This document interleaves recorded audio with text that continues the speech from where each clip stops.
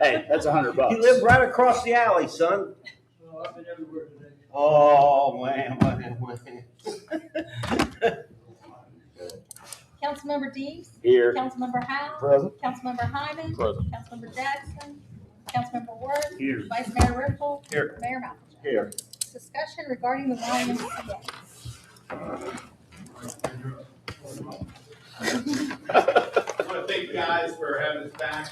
Really excited to do a deeper dive into what you requested as far as the two options last time. One thing I just wanted to draw your attention to, out of respect for time, I recognize that we have 1 hour before the council meeting. So the hope is to spend at least the first half hour reviewing the modified reopening, and then the second half to go into detail about the event part. Obviously, we'll need time for questions and comments, but I just wanted to make sure that you knew that it's broken into 2 segments so that we can cover it. I have a question before you start. Yeah, please. Any councilman, did you guys get your sweatshirt that says? No. It depends on how you vote. It might be in our box. How do I- It may be in our box. How do I move this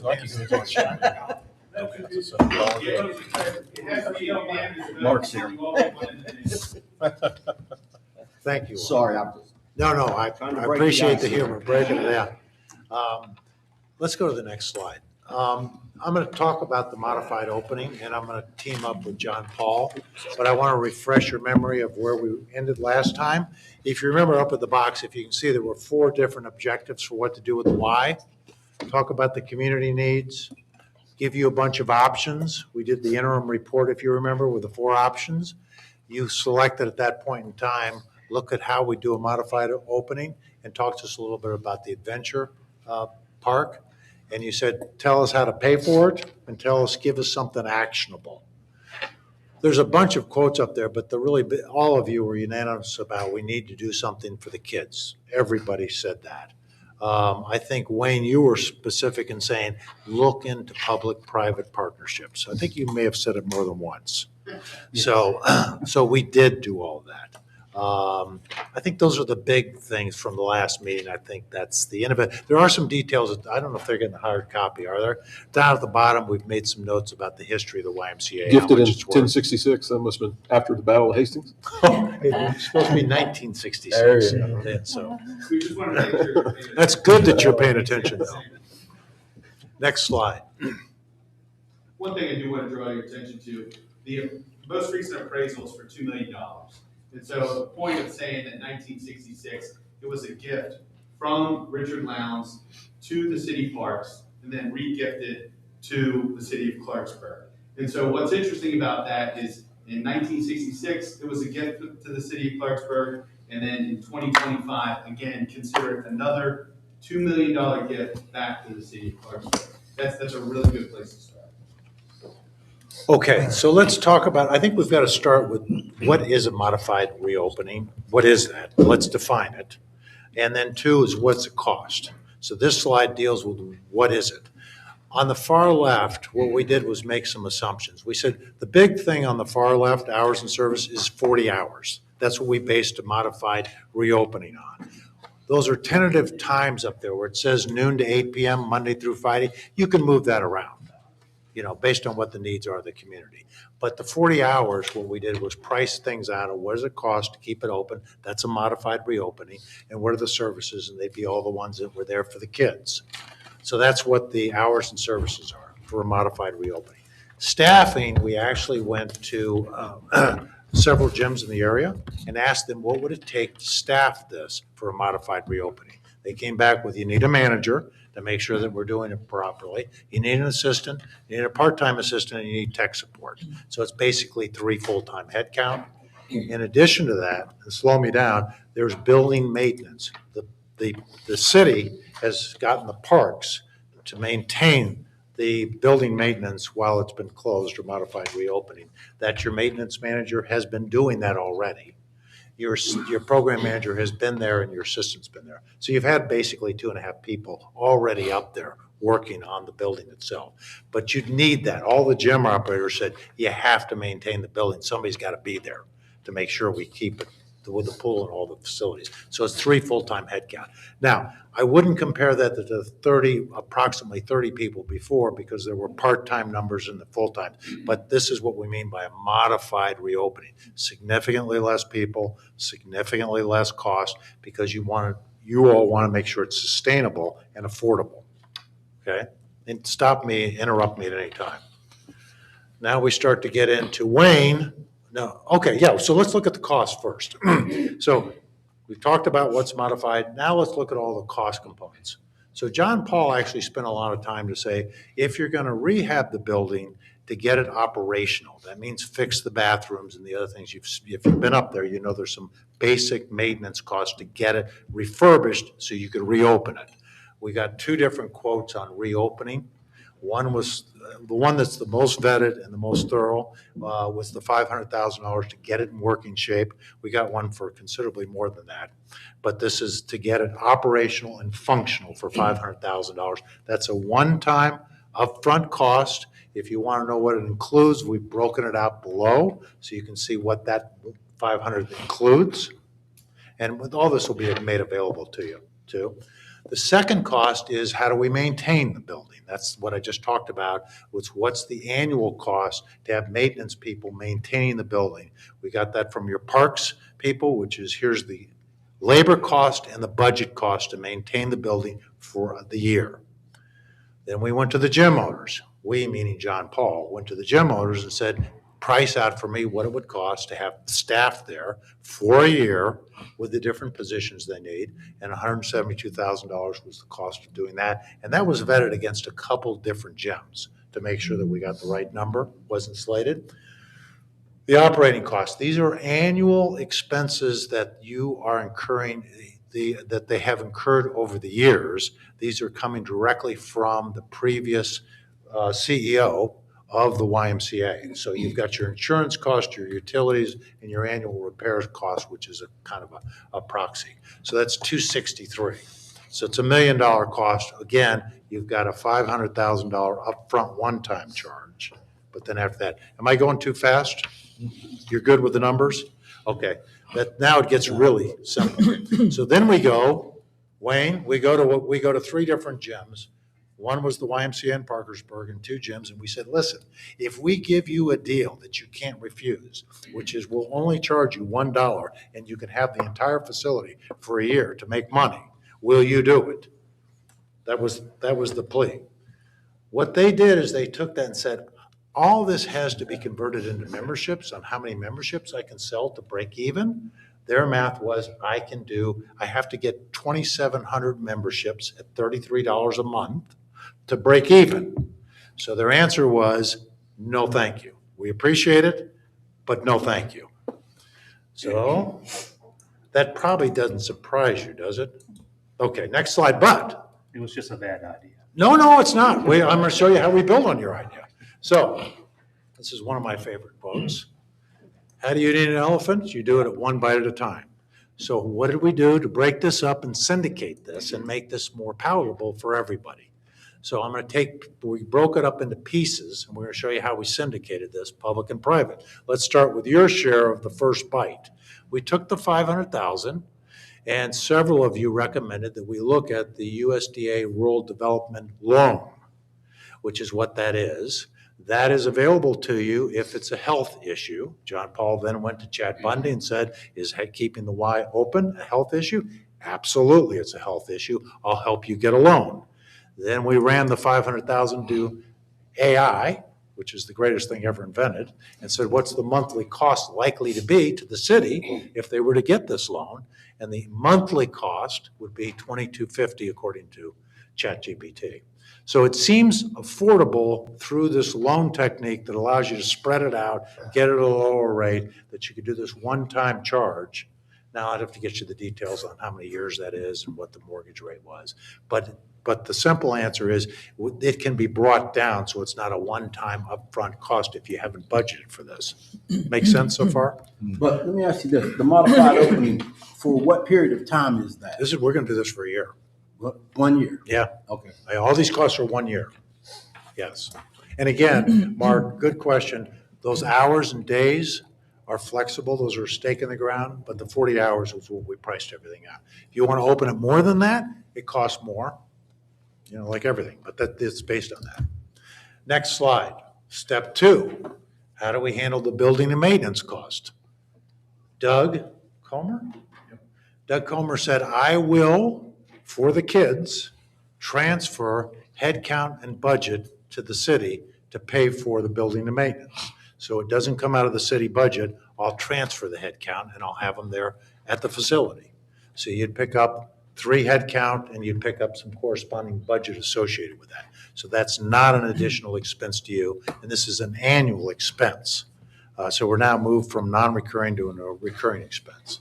So thank you, Doug. Am I all good with me so far? Next bite. How do we pay? What's the 172? Who's going to do that? John went to 3 different locations, and he has at least 2 of them will do an annual contract with the city for a fixed fee for the 40 hours, for the days that we put up there. They will do a contract with you for $172,000. They'll cover the benefits and all that kind of stuff. It's a contract with the city, with them. The contract right now is an annual contract, but you probably could write in there if you're not happy, you could have an escape clause and get out of it if you're not happy with how they're performing. So I'd write that into the contract. This would be a city obligation, okay? But you'd have to pay for this. It's a city obligation. Next slide. But Hal Green, we have, on the left hand, before I announce how great Hal Green is, let me go to the left side.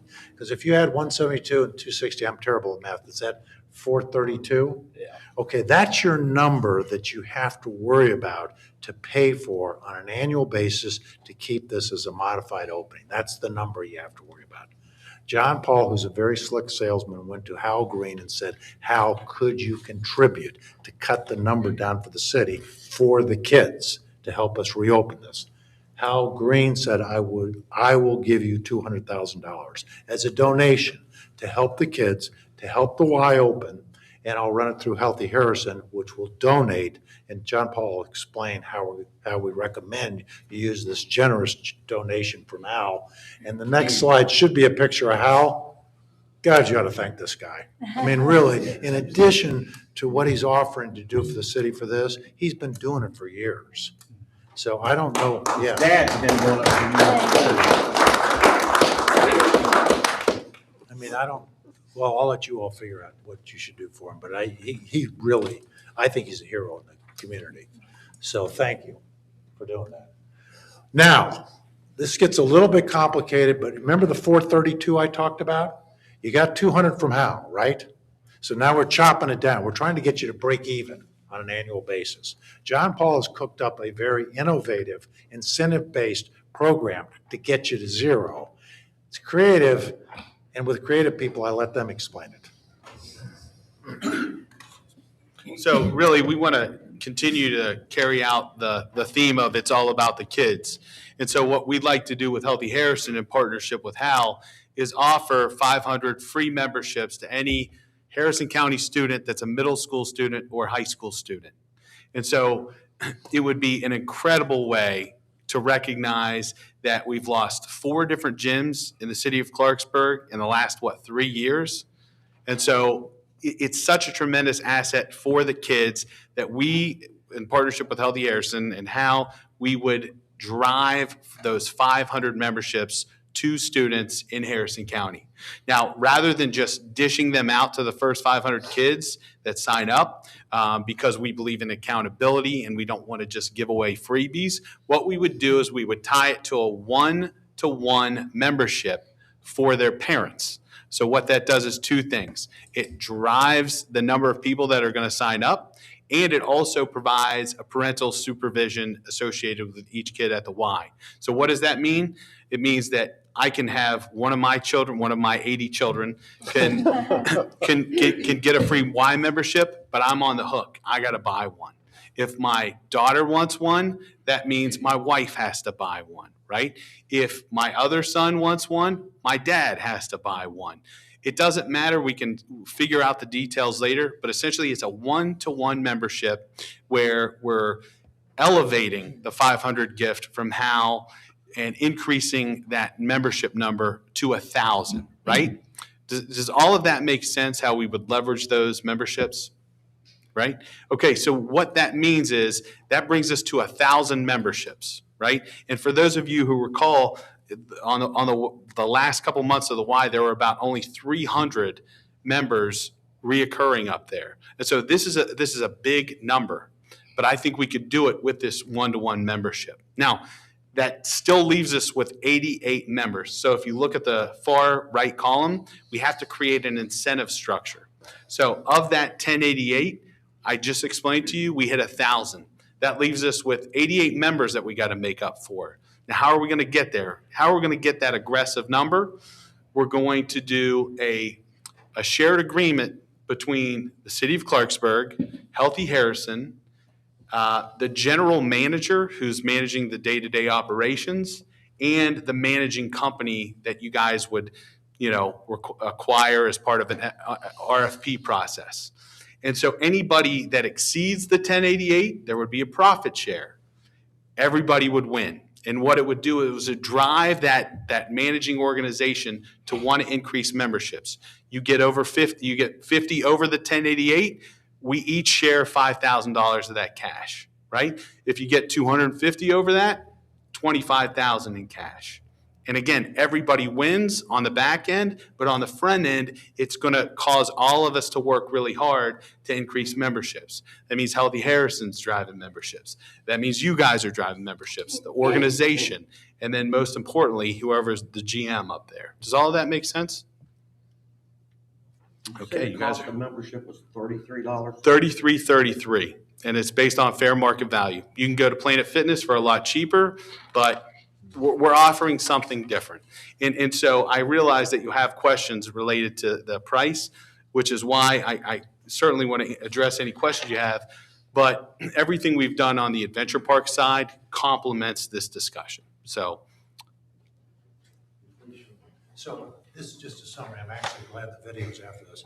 But you asked, how do we get this done? The two big things are, tell us how much it costs and tell us what partnerships we could form. So the cost you have up there, right? You can evaluate, and he's got the details.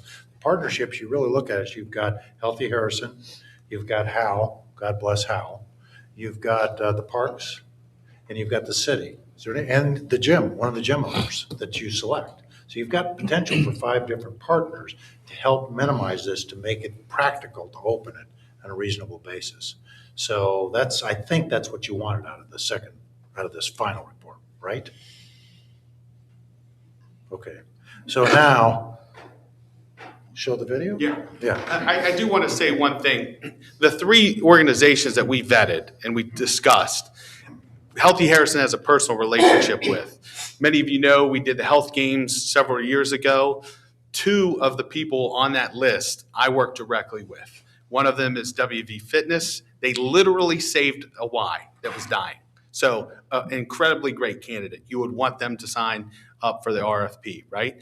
In addition to that is Rival Fitness. Whitney Lambert lives, in town. She runs Rival. Again, I have a presentation that she did for Healthy Harrison years ago. Not only did she hit a home run with the presentation, she also implemented a project. The third one is the Y of Parkersburg.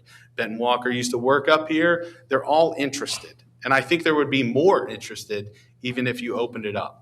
So is there any questions before I show you the video? Okay, good. So just a quick frame if you didn't recognize already. Shout out to Doug Comer. He gave a great idea to call this project The Hill. Naturally, it'd be fitting. And my brother came up with the idea of it's time to climb. So we talk about what a pain in the butt it is to get up the hill, and it's becoming our greatest asset. So here we go.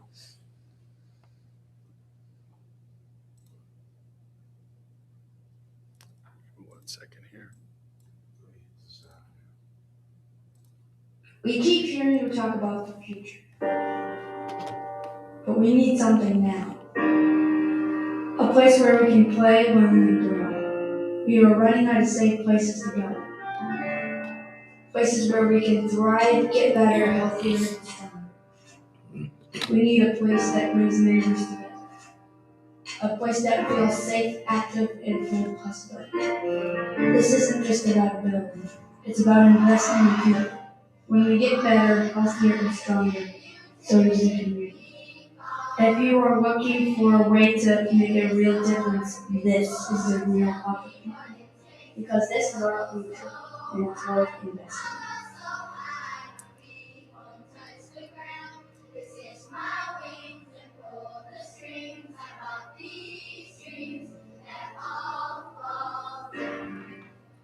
So my son said he's expecting his check in the mail for having done the audio voiceover. Shout out to Alexi Nardelli, he did a pretty good job, right? Let's get into the adventure park because I really want to frame this and give you proper context for how this whole project could work. As part of this, we really wanted to define what this project looks like.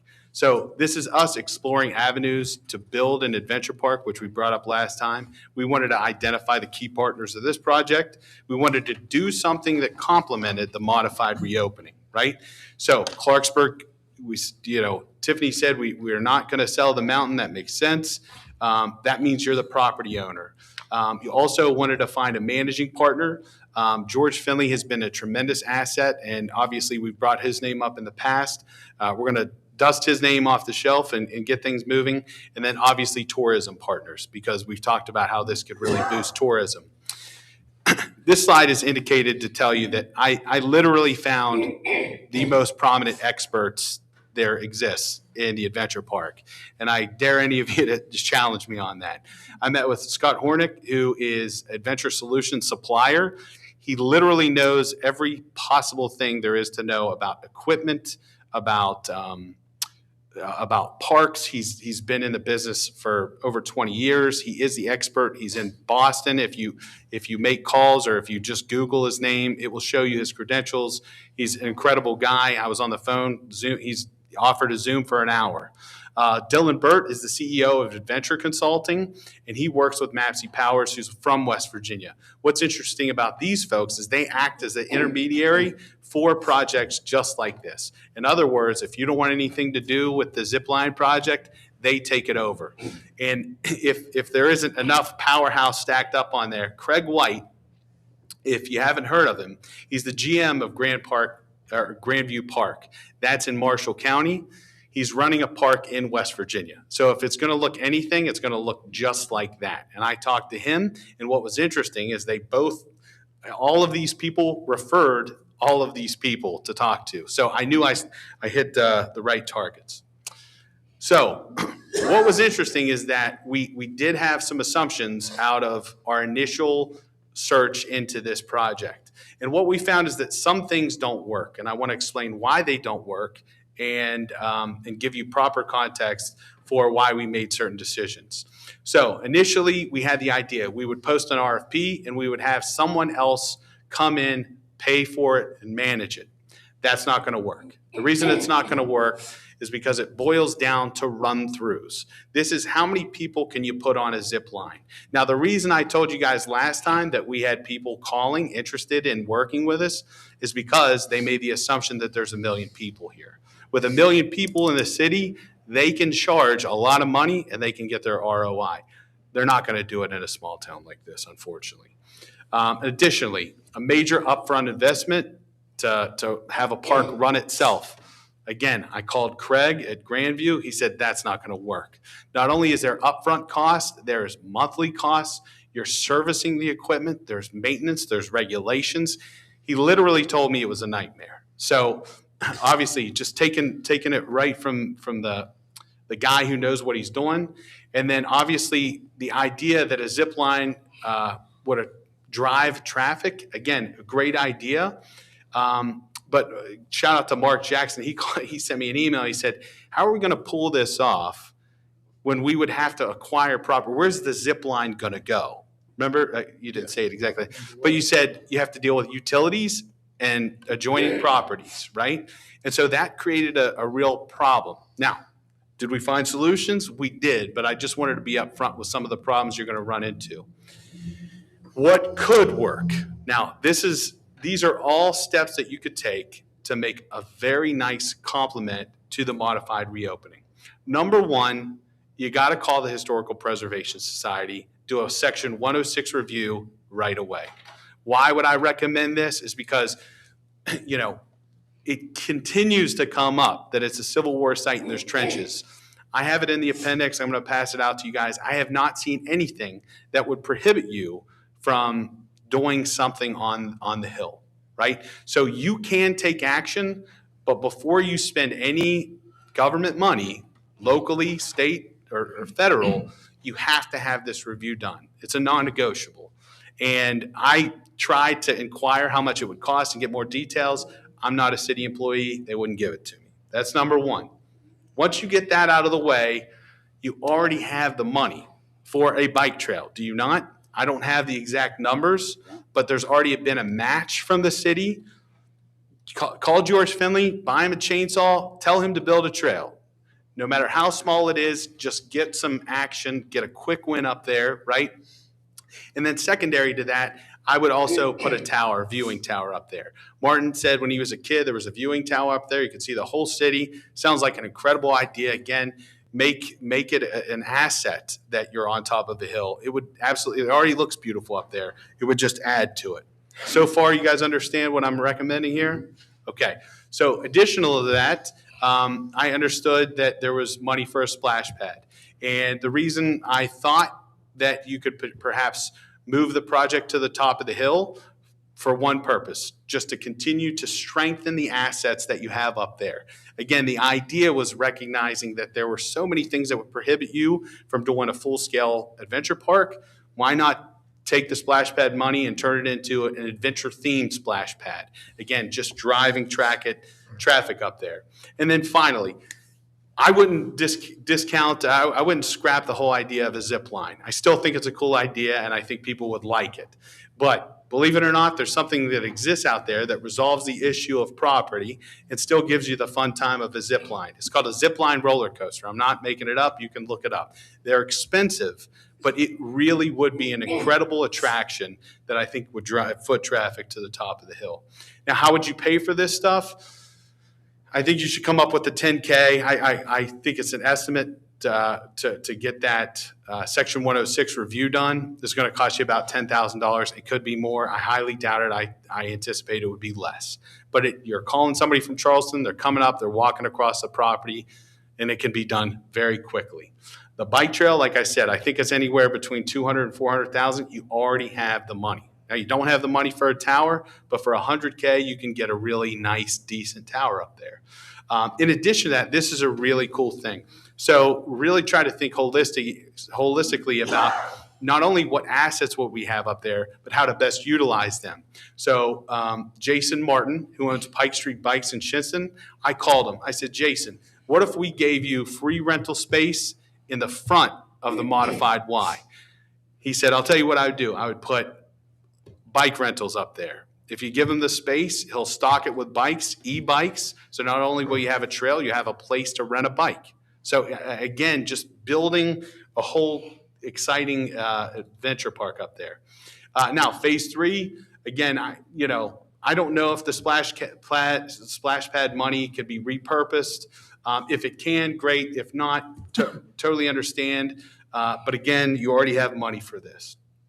And then finally, number 4, you would have to do a campaign like the Robinson Grand Performing Arts Center. So you'd have to rally up some troops and you'd have to find a way.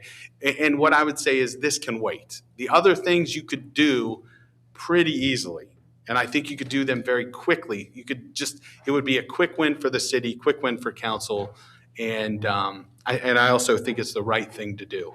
So obviously we have time for questions, and I welcome them. What I'll say is that it's been an honor and privilege for Healthy Harrison to be involved in this process. I want to thank Tiffany for the consideration to call us up front, because I think that it's been a big learning opportunity for all of us. And I certainly hope that we deliver for you guys.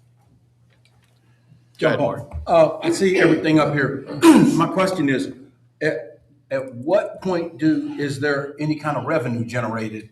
Because, we still have maintenance and everything. We're looking at right now 1 year for the modified opening, but we have to look past that 1 year down the road. So at what point are we going to be generating any kind of revenue? Splash pad, it's not going to generate any revenue. That's one of those deals where people get to walk up Yeah. and walk into the water. The bike rental, that'll go off to someone else. Yep. So where's the funds generated? So it's going to take you some time to build memberships, but you could do it a couple different ways. The bridge, before they opened up, they sold memberships. So if you were aggressive and you had the right people involved, you can drive the memberships before the doors even opened, right? As long as you had the right people involved. Other than that, you'd have to open the doors. You'd have to put the 500 up front. And then again, you'd have to find the right people to aggressively work. Events. Yeah, that's correct. There's other ways to generate revenue. Obviously, it's your building, right? So you can still cash in the $20K from the Board of Education for the swimming teams, right? You could open it up to basketball leagues and rent it out that way. You could rent it out for parties, right? So there's other ways to generate revenue, but that would really be contingent on the involvement of the city and the managing company. Okay. Now, you had mentioned that George Finley had some interest in this. To what degree? So George was the one that applied for the grant. And Jerry, maybe you could speak to this because you seem to know a little bit more than George me. has just been all about the idea of mountain bike trails. George is willing to be a part of it in any way possible, whether it's out with his own chainsaw, kind of like you alluded to. But he's just a big advocate for this. And he'll go with meetings. We met with Meetings WU. We've met, he'll do whatever needed to be a part of it. So I'm not saying on the financial end, but just he's a resource of knowledge, and he's willing to put his own time in it. That's the resource we need right now. That's right. So, and you say the guy from Pike Street Bikes is Yep. willing to put bicycle rentals in there? Correct. A tower? Okay, we get the bicycles and the tower. What kind of liability are we looking at with those? Because you put that tower up there, it's with the best of intentions. What kind of liability are we going to be looking at as the city? That's a good question. To be quite honest, I didn't go down that whole rabbit hole because, the way that I've proposed this for your consideration is a phased approach. And so with each one of these incremental increases, there's potentially more liability. Obviously, if you go with a roller coaster, you're going to be paying more liability. What I would say is that's a detail, and it's an important detail. But what I would suggest is, the homework that we've done would indicate that without the add-ons, you're looking at $100,000 liability insurance annually. Yeah, I think also, Mark, at this time, this is generally where project managers assigned to this whole project to start drilling down and working on the details. These are all the steps in place, these are the partners in place, all that. But now a project manager for the city needs to take this over and start working these, if you want to do it.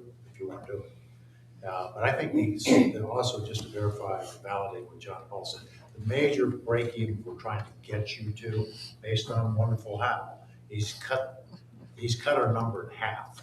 So we think we can make the difference up with memberships alone, but there are other avenues to you all to cut it down to zero. We think there's a possibility of making money for it. So it's not just 1 year. This is a sustainable model as long as you're nice now. John Paul, I think your response to Mark there was a good segue for this question. It seems like there was no mention of any type of daycare, day camp, summer camp. And it seems like that would have to be a program that we would have to put in. And that seems like it would be a substantial cost. It would be a substantial cost. So ultimately, when we went into this, in the first presentation, we shared the needs, right? And we talked about how there's different segments of the population that are really being considered. Again, when we evaluated the dollar amounts, we had to narrow it. So the noon to 8 is very intentional because it points to the kids. Kids are out of school at 2:30. They have a place to go after school. So obviously you can increase the things that you're going to do there. But I think to start, you want to do a phased approach and you want to make sure it works before you start to add bells and And I whistles. think, memory serves me correctly, weren't there only 30 children in the daycare? So it's a cost benefit. Now, was that with a year-round daycare? Or was that including all the other day camps? What we saw is a natural decline over time in really all of the programs, right? And so it would be a tremendous asset. But what I'm saying is you wouldn't want to do something that robust up front. You would want to make sure that you're doing it incrementally in a phased approach as to be able to sustain it, because this is really what it's all about, right? It's not a quick, let's reopen it for 6 months and then figure out what to do later. I think the way that we built this out was to be able to sustain it. Okay, and when we talk about Lowndes Hill, how far over Lowndes Hill are we talking? Are we talking anything past the roadway when you come up the hill? Or are we talking out right there at the bottom where the road hits? That's it, and then back down around? So we're talking, when we start talking bicycle trails, you know, I mean, if you just got a bicycle trail that's gonna be like a loop, it's sort of like riding around in town. Or what are we looking at there? Project manager question. But what I would say is that George Finley assured me, he said, this is not going to drive people. People aren't going to be driving from all over the state to come here, but it will be a nice addition, right? So it'll be just another thing for people to do in town. I think George actually mapped out 4 different trails. He did. For you to take a look at too. Okay. So that's, a lot of that homework's been done for you. Okay. So you can actually see it's That's not right. driving around. He's got a different degree of difficulty. Does anybody know the status of that grant? I was under the impression that we didn't get the one for the Lowndes Hill, but we got the one for the trail, the rail trail. I don't know. Is that, maybe I'm, So I believe that it's a $260,000 grant for just, what's it called? Is it a pump track or that's, okay. some sort of a Yeah, hilly bike thing? Yeah, I remember. I vaguely remember it now at this point. That's, Yeah, we got approved for the mountain bike trails. That's it. Now you can use it for, I think our match was 63,000, or I can't remember exactly. It was a total of like 254,000. I think that's what the total was that we accepted. But so like a pump track is something more, it's different than downhill mountain bikes, more for younger kids, but it's approved usage, both sides of it. And we did have a rough map put together of trails throughout the hill. It's I been remember exactly how that several- all went down. I have Good the job, map forget it. somewhere. I just can't find it right now. But I can't really share it with everybody because it's Oh, on it's- our phone. questions? Huh? Secret stuff. So the reopening is, you're saying it probably has a fixed cost of about 500,000 just to get everything ready. 435.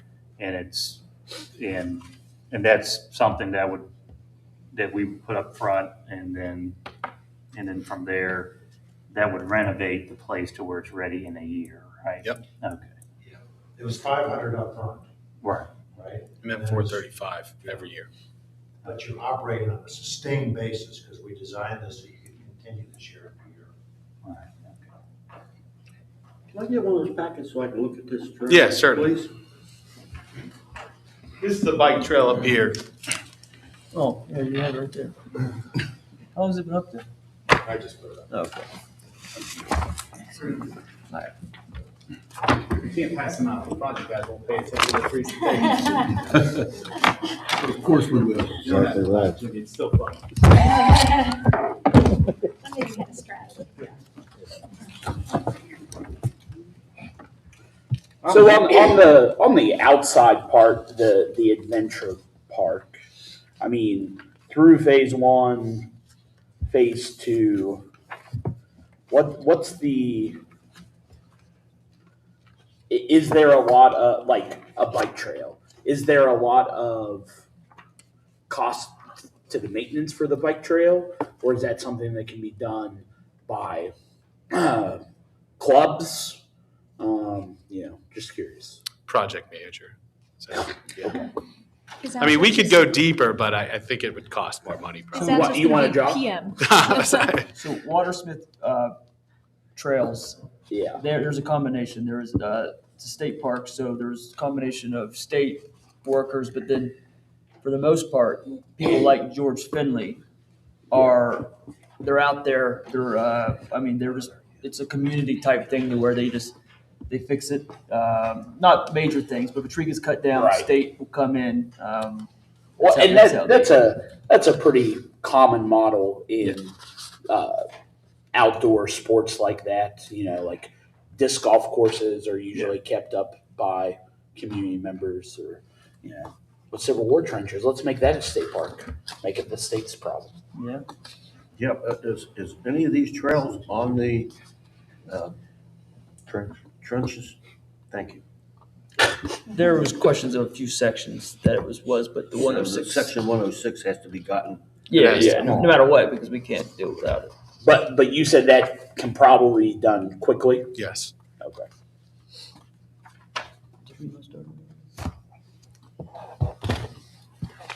Is there a general reaction? Can we get a general reaction? We put a lot of work into this. Okay. You did a hell of a job. Thank you. Yeah. Paul, I- thank you. Thank you. Thank you. Thank you for everything you guys have done. This is very thorough. Personally, I mean, I think that this is what we asked for. It's a workable plan. I'm not sure that, I don't know. I will say personally, I thought the modified reopening in a limited capacity wasn't a good idea. However, after kind of reviewing this information, I'm a little more comfortable with it. I think we as a council, and to go back to what Councilman Jackson said, I guess maybe we were looking at this as a revenue proposition, and now we have to understand that this is probably just an amenity. Like our ability to make revenue off of this property is very limited right now. Right? It's really in how you execute it. Because what I would say is it could be, again, where you have to start is somebody gave you a $2 million property. Sure. And if you get the right people involved, which I'm telling you, the people that I listed there, I would call any one of them and to trust any one of them to pick up the ball and run it into the end zone. Right, and I'm not necessarily looking at it as necessarily just as solely a revenue generating type organization, but it has to be hybrid because at some point you have to have something coming back in so that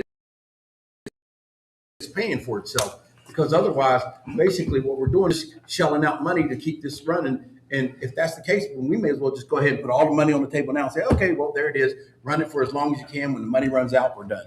So we need to have something in there so that, there's some way to generate funds while this building is operating, and there are some other ideas, because, I've heard people talk about, I heard someone just mention day camp and some other things down that end, Could have been anybody. if this is something that's going to be open, we're looking at right now from, I think, 12 to 8 or the hours that you had on there. Why not put a daycare center in there and get a daycare center running? The cost of daycare is up here.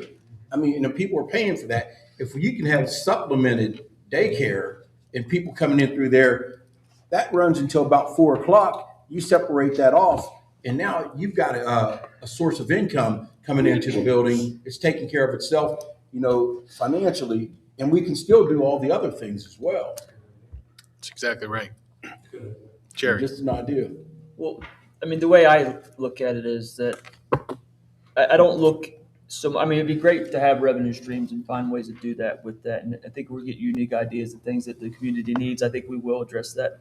But I look at it as even if we try to just, get even at the end of the year, and then it becomes amenity, but you're improving your city.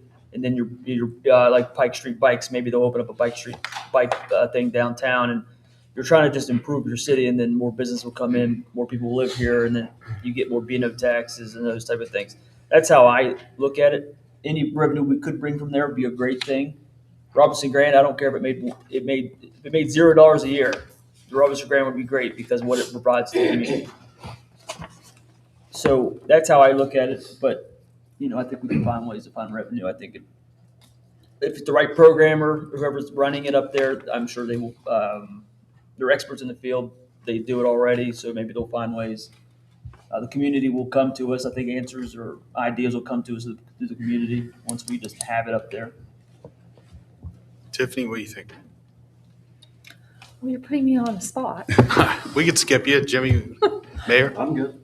Okay. I mean, Martin, So, great presentation. thank you. John, I'll, both of you, first and foremost, congratulations. I think it's wonderful. I think you did exactly what you're retained to do. I think you came with a plan, you came with ideas and a way to execute. So I think you got, I think you went above and beyond. Thanks, I think Mark. we were anticipating. So Appreciate it. to that, I think you should be commended on that.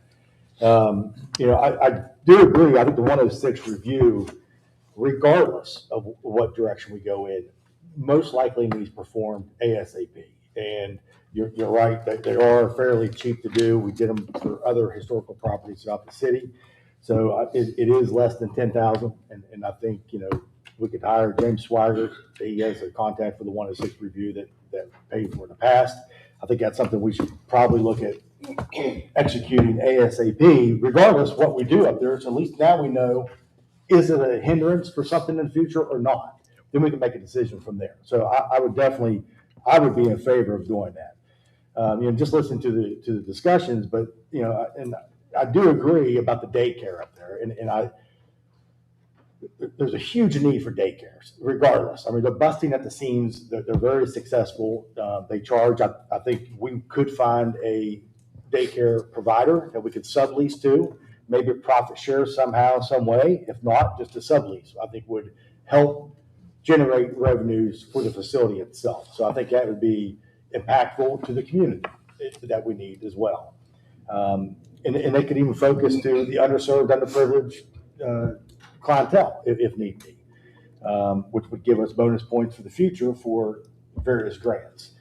But when we talk about amenities in general, typically municipalities do not make any money off of the amenities they offer. I mean, you can go through the ones we do, amphitheater, splash zone, Robinson Grand. Are those profitable? Not really. When you take in the cost of putting the money out, the capital expense to get those done, we're never going to recoup those funds. So I totally get that part of it. But, we all sit up here, we've all said it, everybody complains, there's nothing to do. You brought a plethora of things to do in the city. So, I mean, right there, check that box off. So, I'm not saying we can do it all at once. I think it has to be phased in, but there is various ways I think it could be financed to do it. The USDA is ultimately a great opportunity, low interest loans. And then it can be paid for from the sales use and tax account, because that's what it was put in place for, economic development. Is it driving a ton of traffic here? Maybe not, but I do agree with, I think Councilman Jackson might have made about, if the bike store wants to do a rental, if they're very successful, they open another location here. So that helps economic development, helps driving things. So it's the ancillary benefits of what we get by putting money into the Hill. So I do, again, commend everything you did. I think it's a great opportunity. I think we just need to look a little deeper into it, but I definitely think the Section 106 we need to do ASAP. And I would go ahead and recommend put it on the next agenda for an agenda item. So thank you. To kind of double in what you said, I think also, which would be great, I think if we were to do the bike trails, we would need an engineering report anyway. So I think the engineering report and the 106 review, I think we'd both get a great idea of the hill as it is now, the engineering and things that we will need to know if we were to go to a bike trail. But both those information, regardless of what we do, would be good things to have that I think we probably need. What was the second one? The engineering report of the hill, unless we already have one, which I don't know of one. Yeah, I really appreciate the fact that you gave us reality, and at first, when I saw a big resounding no on public-private partnerships, I was like, well, bad idea on my part. But the thing is, as you explained it more, like, if you want to kill the elephant, you gotta eat them piece by piece.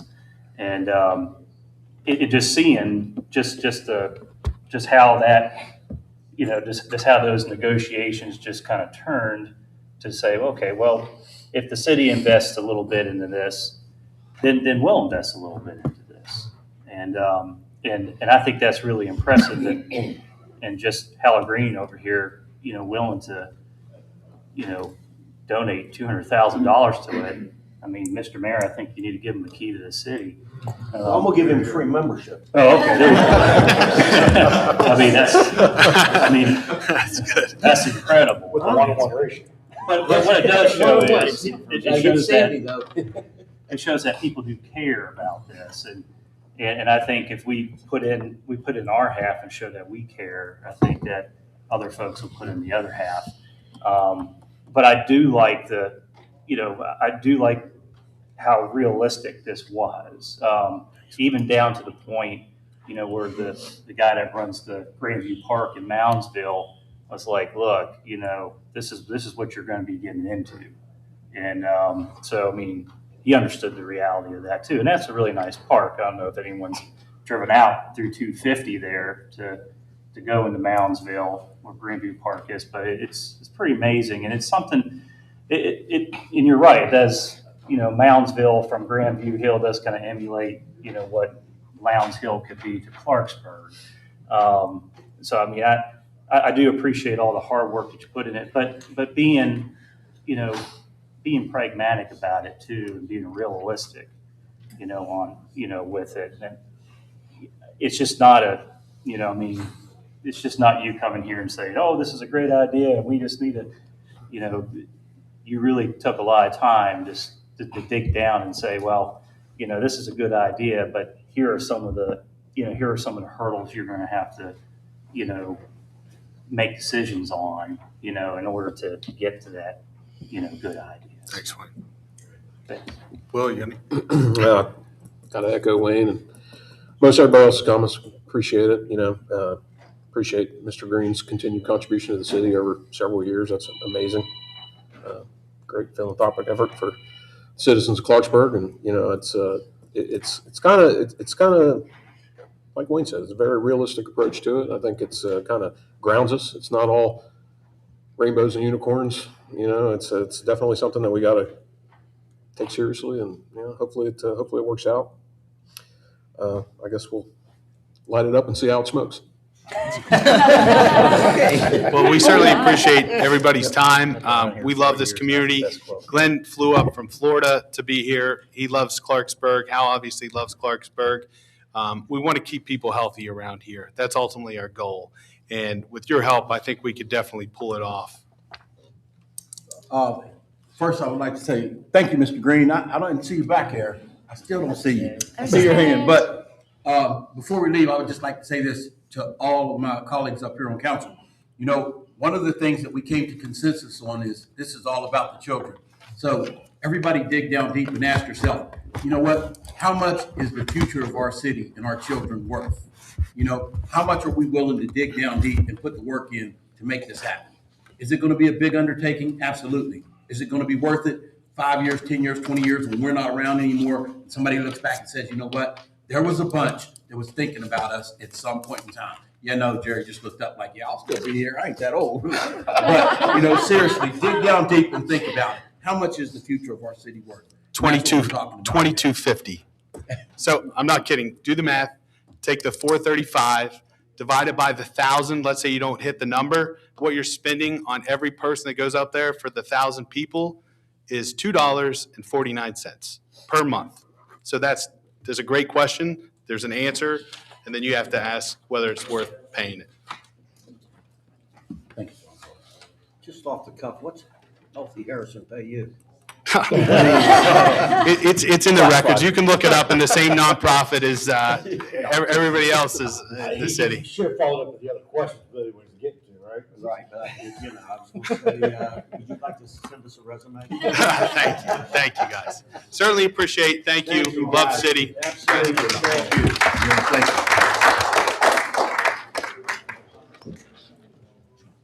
Are we adjourned? Are we adjourned?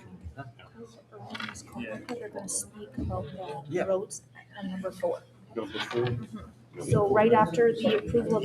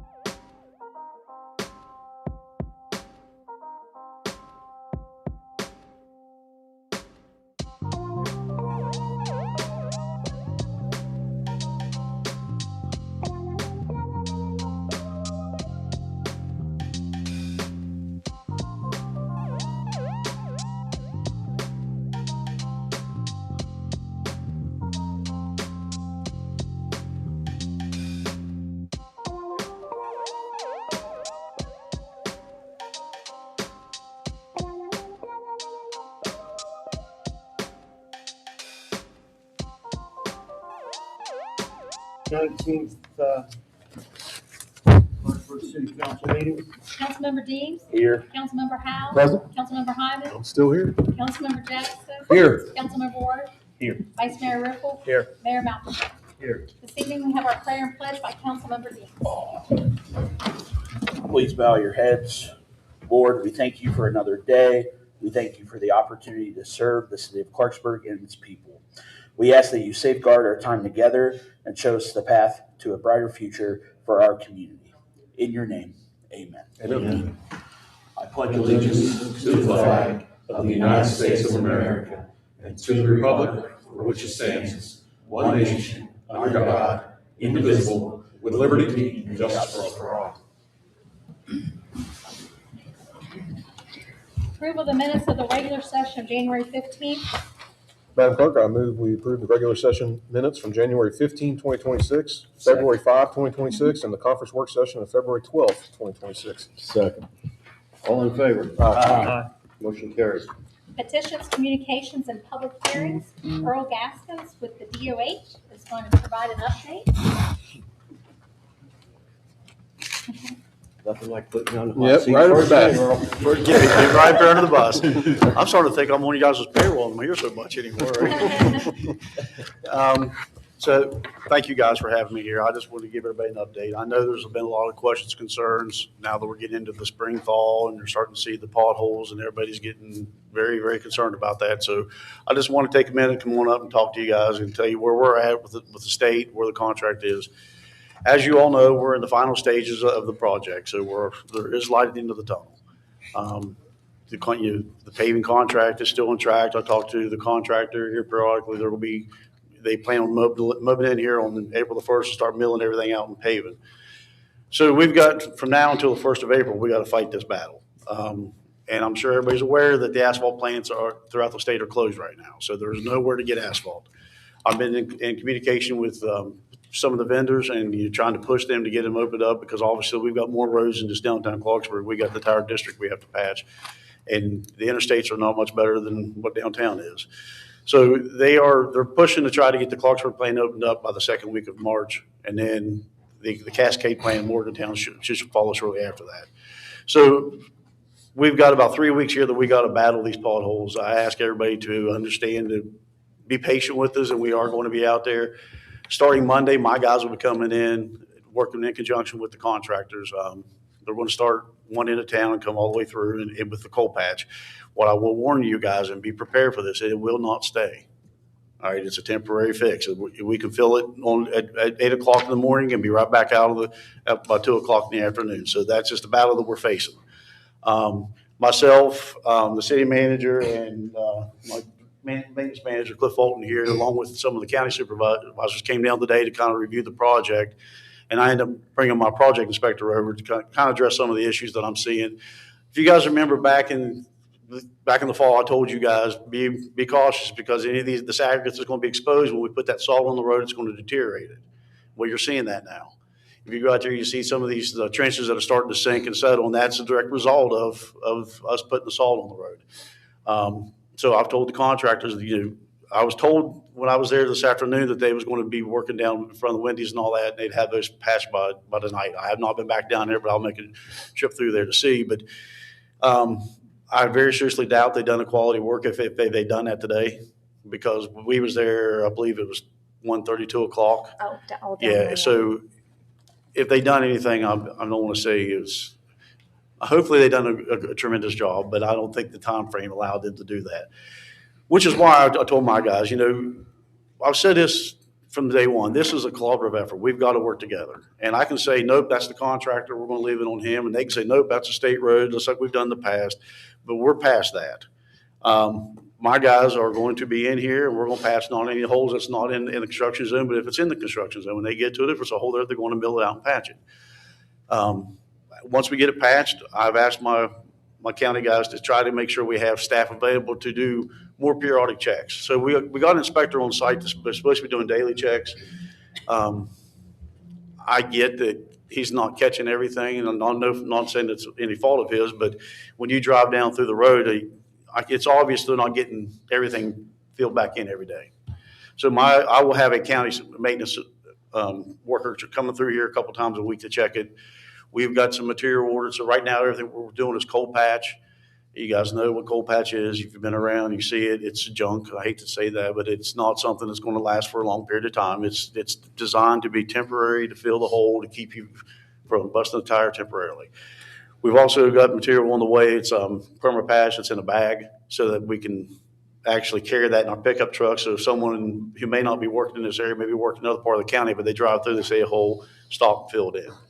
And I'll have some of that material as well. And I told Ms. Fell if she needs some, I'll be more than happy to make sure that their public works will supply with that same material. So long story short is, yes, I knew this was going to happen. I tried to advise everybody, be prepared. Spring's coming. It's going to be worse. And it's going to get worse before it gets better. But we are in the final stages of it. The next couple of weeks is going to be miserable.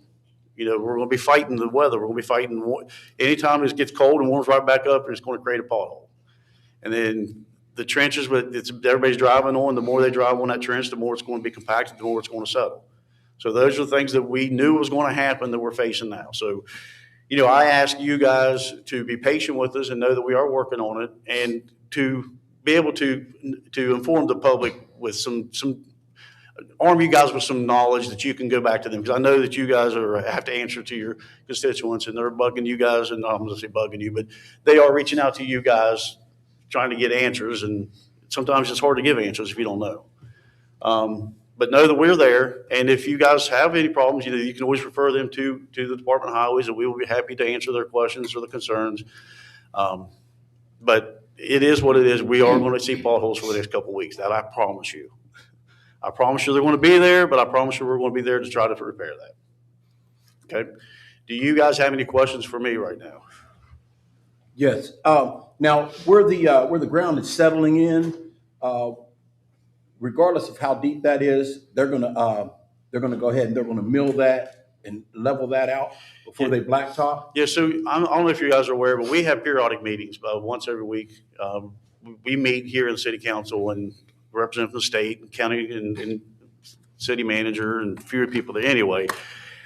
I've already addressed this. I've explained this to both Ms. Fell and Mr. Lane, which is your project manager, and the contractors, that we are going to require them to dig out 18 inches in all these trenches to try to get some of this, but anything that you're seeing settlement on. Because my contract is to come in and mill everything 2 inches and pave it. So I want to make sure we have a good subgrade for us to pave on top of. There is an area besides Heartland Planing Mill where we've got some major settlement there. We've already discussed that. I've told them, and if it has to be a joint effort, so be it. But that area has got to be rebuilt from the subgrade up. So we are going to make every effort to address this. Now, with that being said, keep in mind that when we go to do that, that's extensive work. So you'll maybe see a block or two shut down for long extended periods of time as they dig out 18 inches, because they're digging not only the surface out, but the subgrade, and then have to build it back up in 6-inch lifts and compact it. So it takes time. But, like I said in the beginning of this project, if you guys can bear with us, we're going to give you guys a new town at the end of this. And that's my goal, but not to give you a halfway built town. I want to make sure it's quality work so that for me, for the rest of my career, I don't have to worry about downtown Clarksburg, hopefully. Hopefully when we do this, we do it right. And if you guys got the time, I encourage you, come out and come out to this job and see what these guys are coming up against. See what they're digging up. I was surprised. I knew it was a mess, but I was down there today and I stopped at the hole and I looked and there was wood in the hole. And I'm like, why are we backfilling with wood? You guys know this isn't acceptable. Well, it wasn't wood. It was part of the old streetcar. It was a railroad tie buried down about 3 feet in the ground. That's what these guys are coming up against, and you can't plan for that. We knew, hey, you're going to face obstacles, but we don't have X-ray vision. The design engineers don't, the contractors don't, and that's what they're running into. And it's, we've seen wooden pipes that's still active that's carrying water. It's needed. And like I said, I give you guys my solemn promise. I will do everything I can to make sure that at the end of this project, it's quality work. It's something that we can be proud of. Yeah. Well, and I appreciate you coming tonight. I appreciate your attention to this, because it has been a giant nightmare for everybody involved, including the people doing the work. the weather is not easy to work in, and then you've got this mess underground. So I guess my question is, because we are seeing, I don't know, work that maybe doesn't meet a standard that we would like it to. So when we go to do the final paving and milling, who is ensuring the quality of the work? Okay, The so- contractor, DOH? Well, I have I have a permit through the city. All right, so I'm going to hold the city accountable. Me and Ms. Vell I've addressed this specifically. You're the permit holder, so you're the one that's responsible. But we have inspectors there to help guide you with that. All right. DOH inspectors? Yeah, we have DOH inspectors on site, and everything has to be. So what I will say, and I caution everyone to hear my words. When I say it's not up to spec, it's not up to spec currently because if you're digging up that same hole 3 times, yeah, okay, my spec is pretty severe. Like I require a permanent patch on top, ground level. But if I know you're coming in there tomorrow and you're coming in there the following day to dig up that same hole, I have told them, hey, I'm going to relieve some of the pressure on you. I'm not going to hold you accountable and you accountable and you accountable. You 3 figure it out, and when that hole's done, I want it repaired at the final stages according to my spec. Okay, so you've got. It's not like every day that hole's going to be filled according to our spec. It takes when they're done with that area, then I go back and say, okay, now let me go back and review that. But you've got that same area being destroyed multiple times. Yes. So it's not, when I say it's not, everything, once I sign off, everything I've signed off so far and everything I will sign off in the future has met my specification. Okay, and until I release the bond that the city holds, it's going to meet my specification.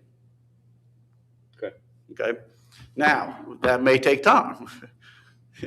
But, Mr. Maljo, did you have a question? I'm No, sorry. go ahead. I'll get you at the end. So nobody gets to leave town until we give them the okay? Yes. on everything? Yeah, I have a bond and I'm holding everybody accountable. So the city has a bond and the contractor has a bond with the city and everybody's held accountable. And yes, we are sitting right there watching like hawks. I mean, but I can sit here and I come up here in the beginning of this project and I could have told you guys, hey, you guys prepare for this nightmare. And you would have heard my words, but you wouldn't have understood the level that I'm speaking of until you experience it. And that's what we were seeing here. And like I said before, I have never, in my 20-some years of DOH, have I ever seen a project to this magnitude. Never. Right. And to accomplish what we've accomplished in this last year is amazing. And I know that doesn't seem like that because we're dealing with the mess.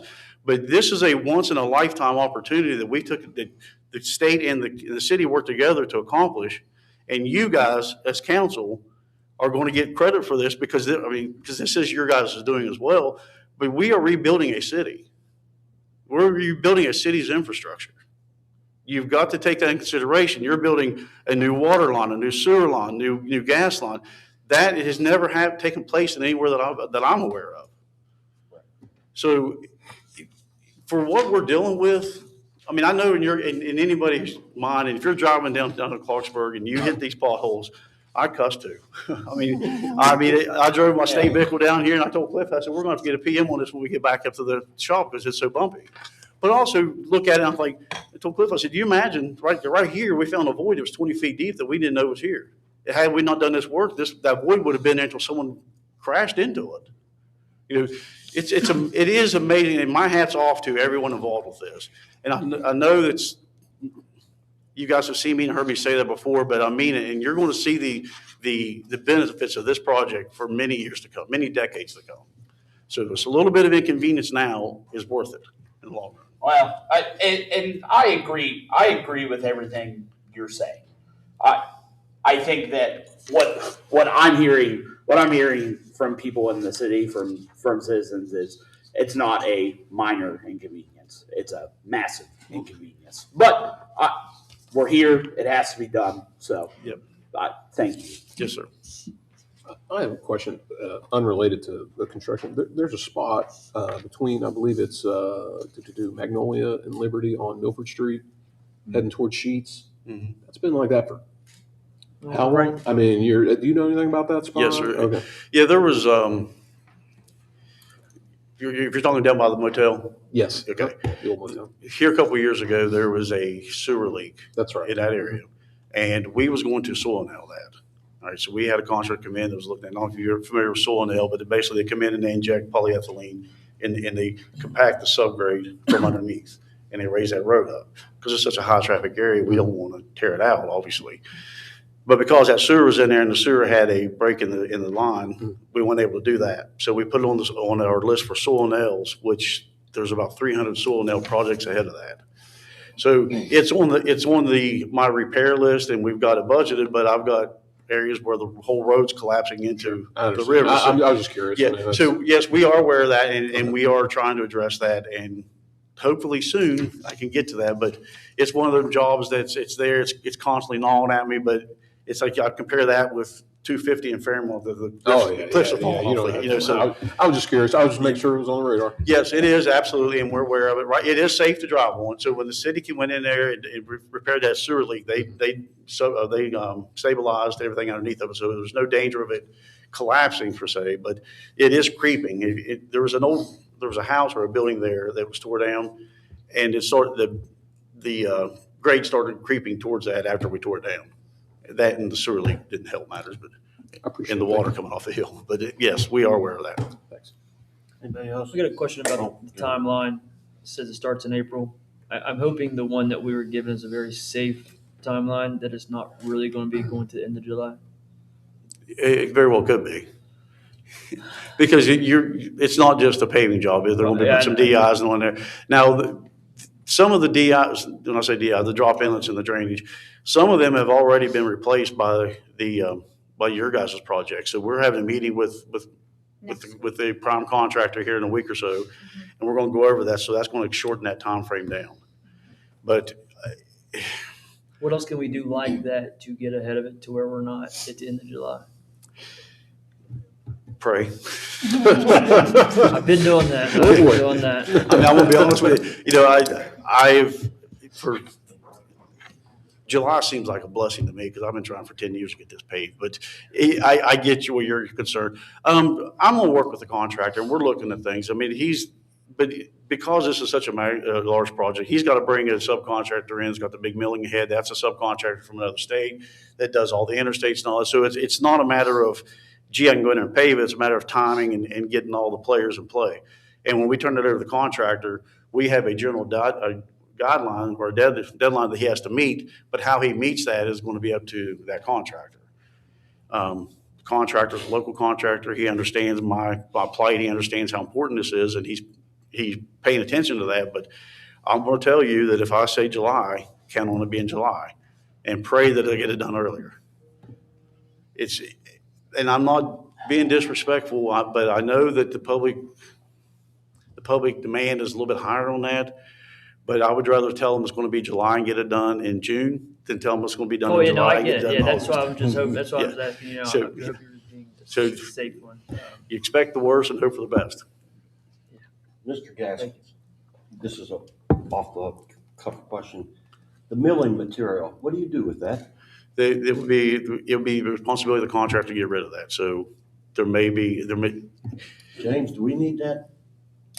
Keep our own, but we always probably use some.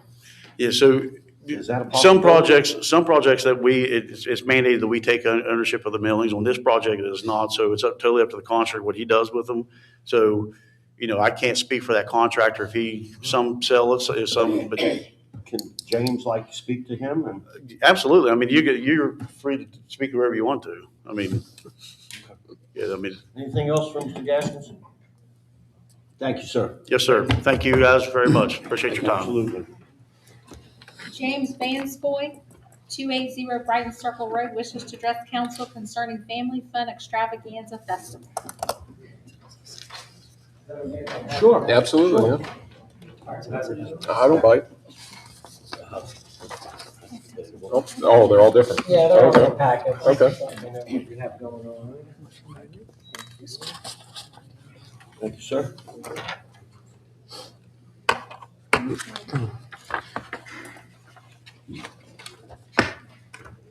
Your name, Sherry? I'm sorry. I'm sorry. You're all right. Okay, thank you. Well, I want to thank you guys for giving me the time to talk to you guys. We are on our 4th annual Family Fun Extravaganza Festival.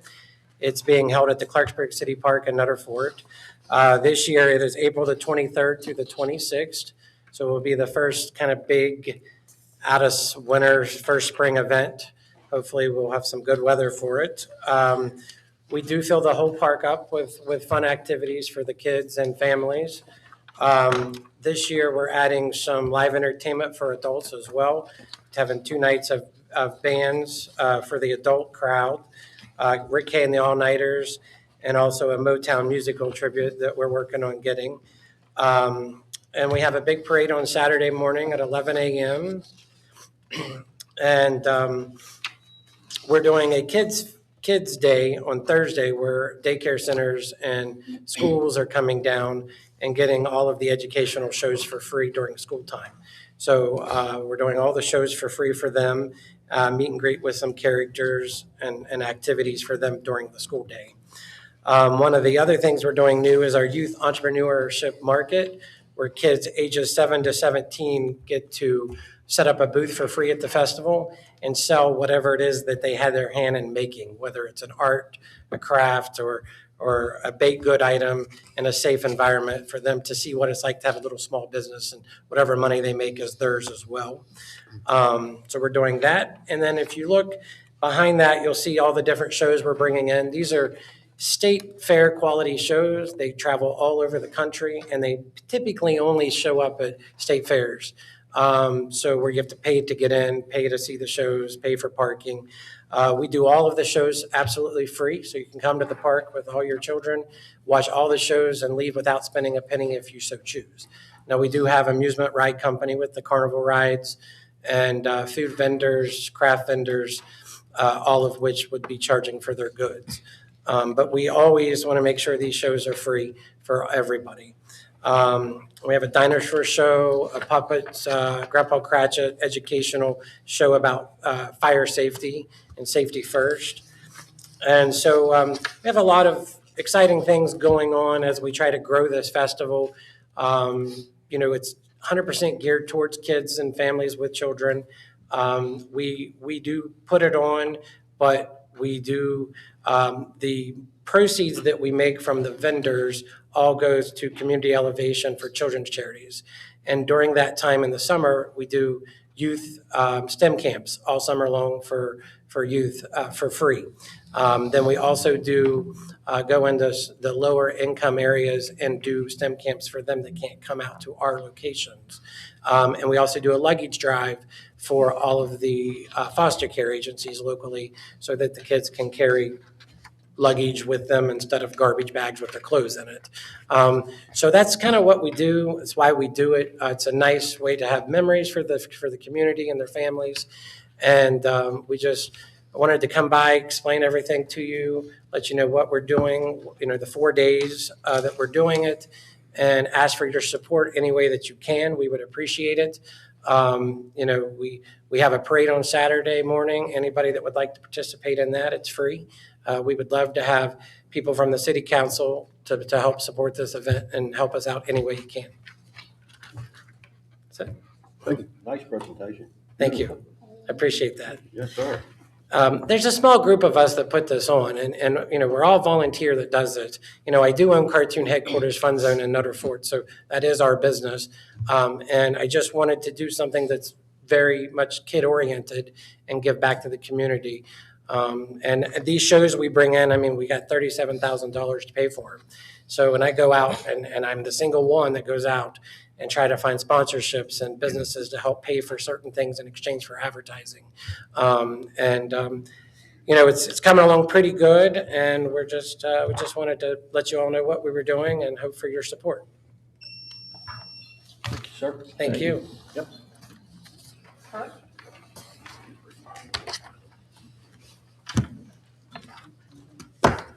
Thank you. Just wanted to feed off a little bit of Earl's comment, but bringing everybody back down to town on what the city can do, getting ready for the streets and everything getting done. I think there's a lot of things that the businesses can do, the city can do, everybody can do that walks around downtown. because now is the time. Because 3 months from now, and we start doing it then, it's too late. A few of the things, pick up trash. We walk around downtown all the time. We're downtown all the time. We see nothing but trash all over the place, and it's inexcusable. You see black trash bags all over the place, or black shopping bags all over the place. You see cans, you see food. Nobody wants to come downtown and see that, let alone once the city is paved and beautiful, you don't want to see that downtown. With the buildings that are downtown, we also don't want to look in windows and see like it's been broken into, stuff all over the ground. You want to see respectable buildings, looking in windows, make it inviting to people, businesses that want to come into downtown and want to open up a business, start a business. That's what we did. We're business people and we look at things, opportunities. And if people see these opportunities saying, wow, that's a beautiful building, look at that tall ceilings, instead of looking at it and say, look at the crap inside here. What's going on? That's stupid. A signage program, I would recommend. We do it all the time up in Massachusetts. We have where it gives either a business coming into town, they put, the signage on the windows that you can't see in. Or my recommendation would be for the city to come up with a funding program to have like a window slick. It has shop local businesses and put local businesses on those slicks that are attached to the windows so people can say, oh, we can't see in, but you know what? Here's 15 other businesses I can look at and go visit and check those out while we're downtown. There's probably 15 buildings downtown that you could utilize this, and it would really enhance the visual aspect of downtown. Common trash receptacles. You got the little trash receptacles that are on the corners. You got some with lids, some without lids, some with lids hanging off because people are getting into the trash, digging for it, whatever the reason. It just needs to be common, be consistent with whatever you're going to do. Put lids on, lids off, do whatever. And speaking of the trash, I'm not sure why people are allowed to bring their personal home trash bags into those dumpsters where you have a 30-gallon trash bag sitting on top of a small receptacle. Now where are the people going to put their trash when they go by? It's just, I don't know why they're allowed to do it if they are. The next thing is dog feces. We walk around downtown all the time, and it's in some places it's worse than driving on the streets because there's potholes there that you can see how deep they are, but you're not seeing the dog feces on the ground or expecting it on the sidewalks. Sidewalks, just people are not picking it up. I'm out weekly cleaning up our sidewalks, cleaning up the side of our buildings because people are allowing their dogs to do that and they're not picking up after their dogs. And the next thing, once the roads are paved, you expect you're going to see a lot of cars coming in town, motorcycles coming in town, and speeding and noise, they're going to be all over the place, and that's not going to be attractive to people wanting to come in, walk around downtown, and spend a nice night out. We have POTA. You can't use POTA when people are out, speeding around town and making all the noise. We hear it all the time. We have meetings here. You hear the, cars and traffic and everything, just loud noise.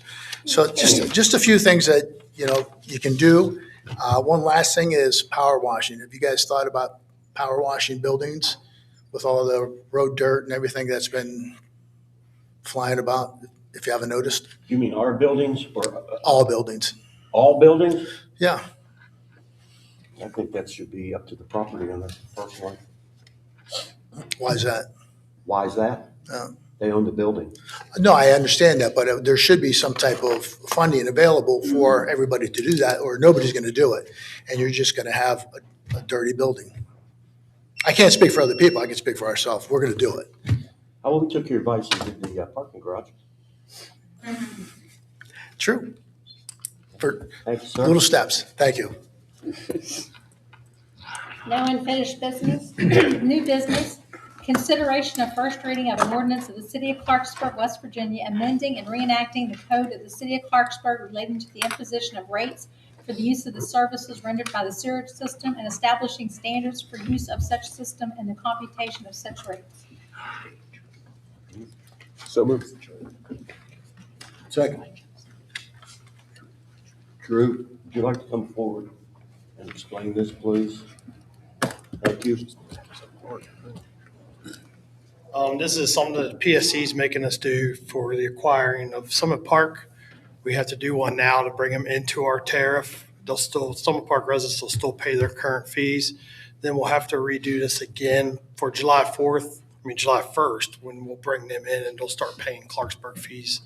So we have to do this twice. This is just something that the PSC is making us do to bring Summit Park into our tariff. All right. Thanks, Drew.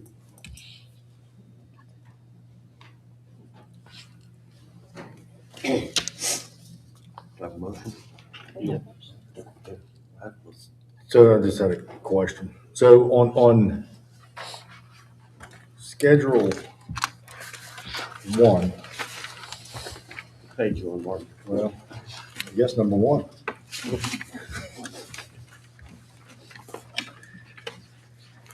So I mean, this is a very general question, probably don't even look at it. So this Schedule 1 is just for the municipality of the city of Clarksburg, correct? Yes. Okay. So is there any changes in there? For this, no, except they were charging for the sewer, they weren't using gallons, right? They were using We went cubic feet and we changed everything down. to gallons because there was a disparity there and it was a negative disparity, so we changed everything to gallons. Okay, so that's the only change, because there was no red line version. So I did not understand what was changed or what wasn't. That's the only change that looks different on our tariff now. Everything was just adding something. Okay, so no dollar figures changed? No. Okay.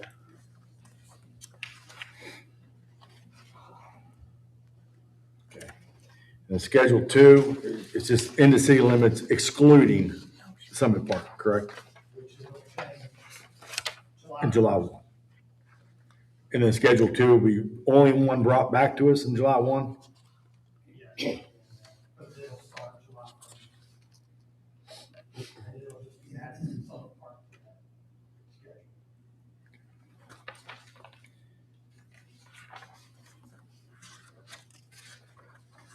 All right, and Schedule 4, I guess similar questions.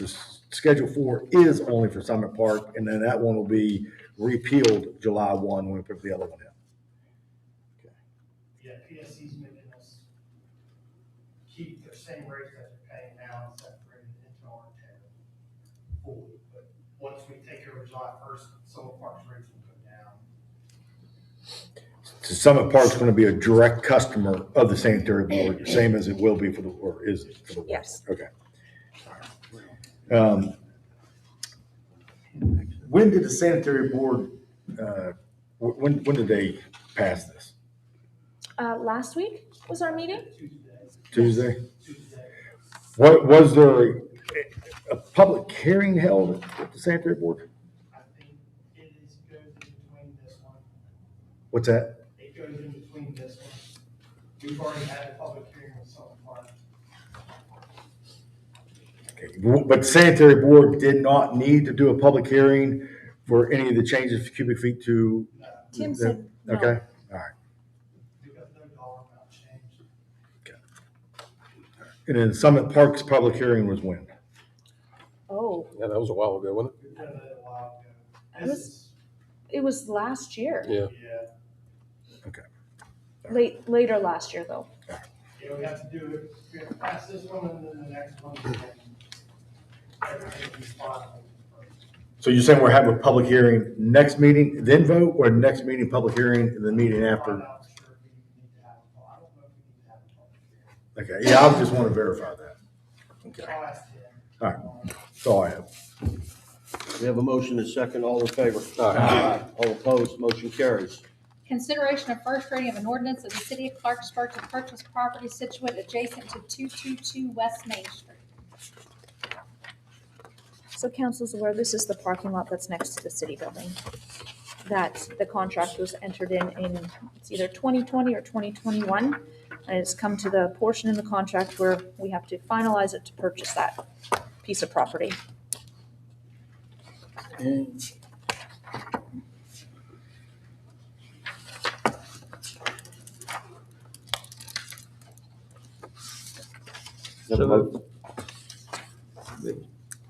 We have a motion and a second. All in favor? Discussion. Wait a minute, We didn't have a second. I made the motion. We didn't have a second. Oh, we have- Need a second.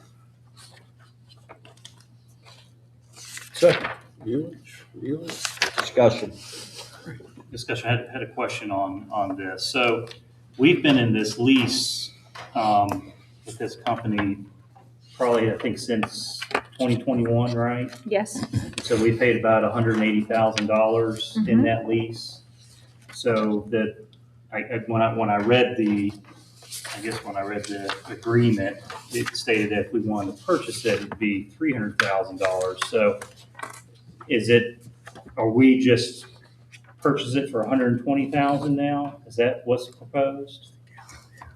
Yes, it's $100,000. Yes. All right. And my other question is, are we utilizing that parking lot pretty heavily? Yes. Okay. Very much so. What, is that to provide employee parking? Is that for the police? Police. Some code, police. I park there every once in a while. I'm telling right now. Tell him. He's had code. Are you done? Oh, I'm finished. Oh, so where's the $120,000 coming from? We are going to put out an RFP. We're going to debt finance it.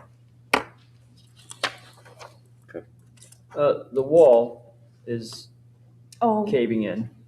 So where's that responsibility at? which wall is caving in? The one beside City Hall there, or the Yeah. front wall? Well, there's two walls. I only saw one, but maybe there's two. But either wall, whichever wall. Is it on this side next to our building Or the front? Yeah. The gray keystone blocks that are separating City Hall and that parking lot. I wasn't aware the wall was failing. Oh, it's going to go down. It's going down. I'll have It public- didn't. Obviously, it didn't settle after they tore down that. It didn't settle. The ground didn't settle enough when they tore down the building, and then they waited before they put that wall up and the blacktop. I will take a look at it with Public Works. But I mean, is it our wall or is it not our wall? I don't know the answer to that question.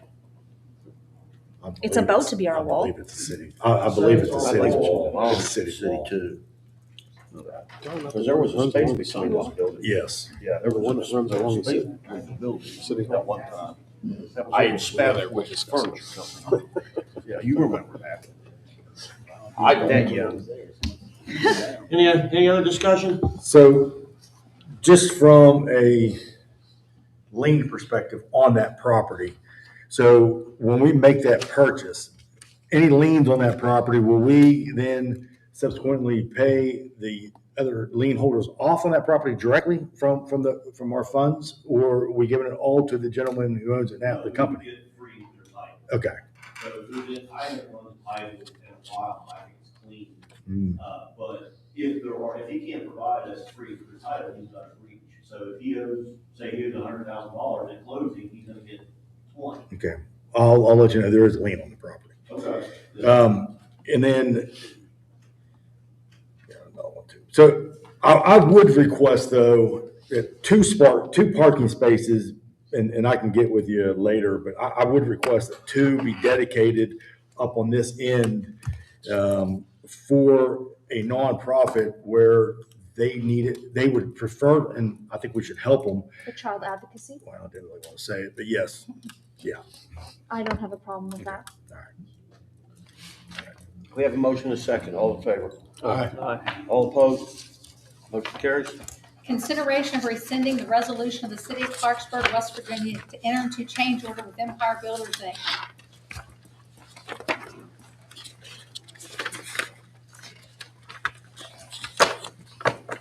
I'll move that we rescind the resolution of the city of Clarksburg and that we entered into a change order with Empire Building, and I believe that was on December 18th of 2025. Second. And then discussion. So I think in the future, if we have any other recensions, we probably should list the resolution number. I think just out of courtesy to the city clerk as well, and so it's documented in the minutes. If anybody's going back to do the research, they can find why it was rescinded versus just rescinding it. And then right now, if this were further back, the city clerk would have to go digging and researching what resolution that was and when. So just for the future, I'd prefer to have a resolution number on there that we are rescinding and a resolution supporting why we rescinded the resolution that was originally enacted. And I'll just reiterate again, I think rescinding it is the proper thing to do. Because again, was I think inappropriate to pass it back in December. So that's all I have. We have a motion and a second. All in favor? Aye. All opposed? Motion carries. Consideration of appointment to the Planning and Zoning Commission. Mr. Mayor, I move to appoint Trevor Vance to the Planning and Zoning Commission. Second. We have a motion and a second. All in favor? Aye. All opposed? Motion carries. Council comments. Mr. Deans. Thank you, Mr. Mayor. They just walked out. I was going to tell Kurt and Cam that they have a beautiful building and they really do take good care of it, and I appreciate all of the care that they put into it. One of the things that I've seen, he was talking about decorating the windows. I think we should look into a program like they have on High Street in Morgantown, which is public art displays that you can actually, artists can have the window displays to put up their work, and there are QR codes that you can click to buy that art. It can rotate, and that I believe is sponsored by Main Street Morgantown. I sent them an email once, and they never responded. But I'm the junior council member from the city of Clarksburg, so maybe someone with a little more pull than me could get an answer. But yeah, we'll send the vice mayor. There we Spend a go. lot of time on High Street. In the daylight? No. Okay. So I think that's something that we should look into. I think downtown would benefit from that. Again, Mr. Gaskins, thank you for coming. And I really do think that you're doing an excellent job of supervising, and everyone is working hard. It is just very frustrating on a daily basis to field phone calls from people who, cars are torn up, detours, things that just seem like they're not being done with the care that they expect it to be done. And so I understand that there are a lot of circumstances that might lead to that impression. And it might not be true, but, it's been incredibly frustrating for everyone to live through this. And I understand we're going to have a brand new town, I guess, underneath. But it's been very challenging for our business owners and for the people that live here. So I do think that we need to look at relocating the splash pad from Netherford City Park or Clarksburg City Park, which is, we're not going to go there. That was a bit of a slip, sorry. I think that based on that work session that we just had with John Paul and Glenn, I think that moving the splash pad up there would be a smart thing for us to do. So, I would like the city manager to look into that to see if we can get that done. Did we get any support from the town of Nutter Fort? We haven't heard back from them, and we are again on the county commission agenda. The next meeting is what Okay. the administrators told me. I can tell you, the grant that's attached cannot be moved. Like that, we've gone to the state twice to ask them. Can you? And we've already. Is there correspondence? Can you send us correspondence that shows that they It's right in the grant document. Okay, can you send that to us, please? Yes, as well, we've already put the RFP out for the design of the splash pad, and we've awarded it to Thrasher. I got it. Sorry, Mr. Deems. It's all right. Council awarded that one? No, it's just the RFP design portion. And How much does that cost us? So it's interesting because they have to come back with a price still. So how the state and federal DISC grant works is you put out an RFP, they send you back a whole document, but there's no pricing allowed in it. Typical the way the RFPs are done. So once we let Thrasher know, once we have the price, then we'll move forward. But we don't have the cost from Thrasher yet. We don't know what Thrasher's charging us to do the design.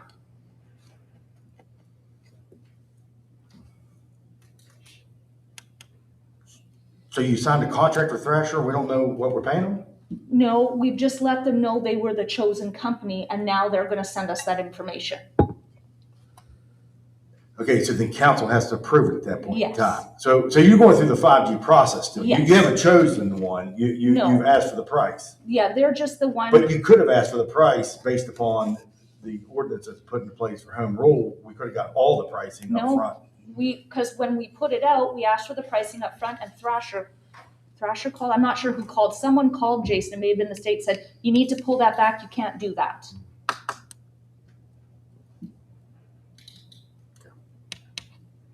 So we haven't awarded it yet then, right?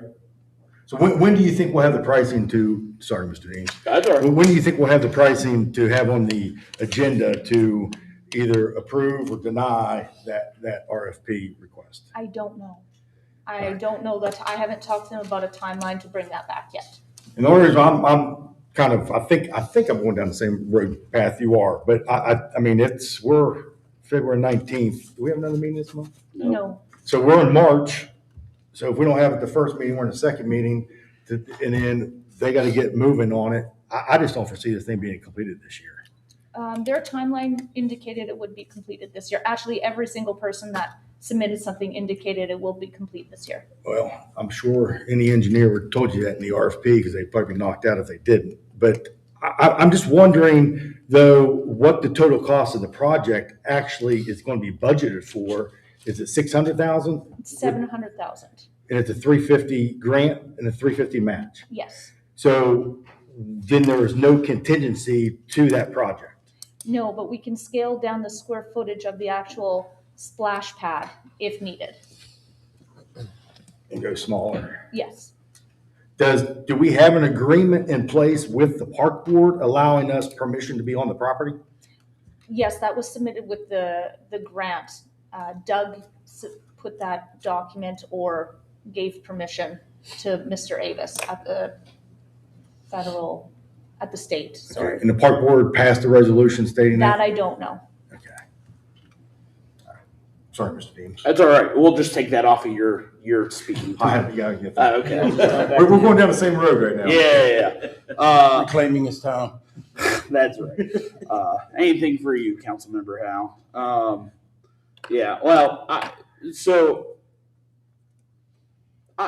I want to look at this a little bit further and see if there is any way that it can be moved, because if the town of Nutter Fort isn't going to give us anything, and I'm not saying that they should, but if we now have, and hindsight's 2020, you play the you play the hand that you're dealt. We now have this property that we're trying to build an adventure park around, and it would be very helpful for us to take our money and use it in Clarksburg proper.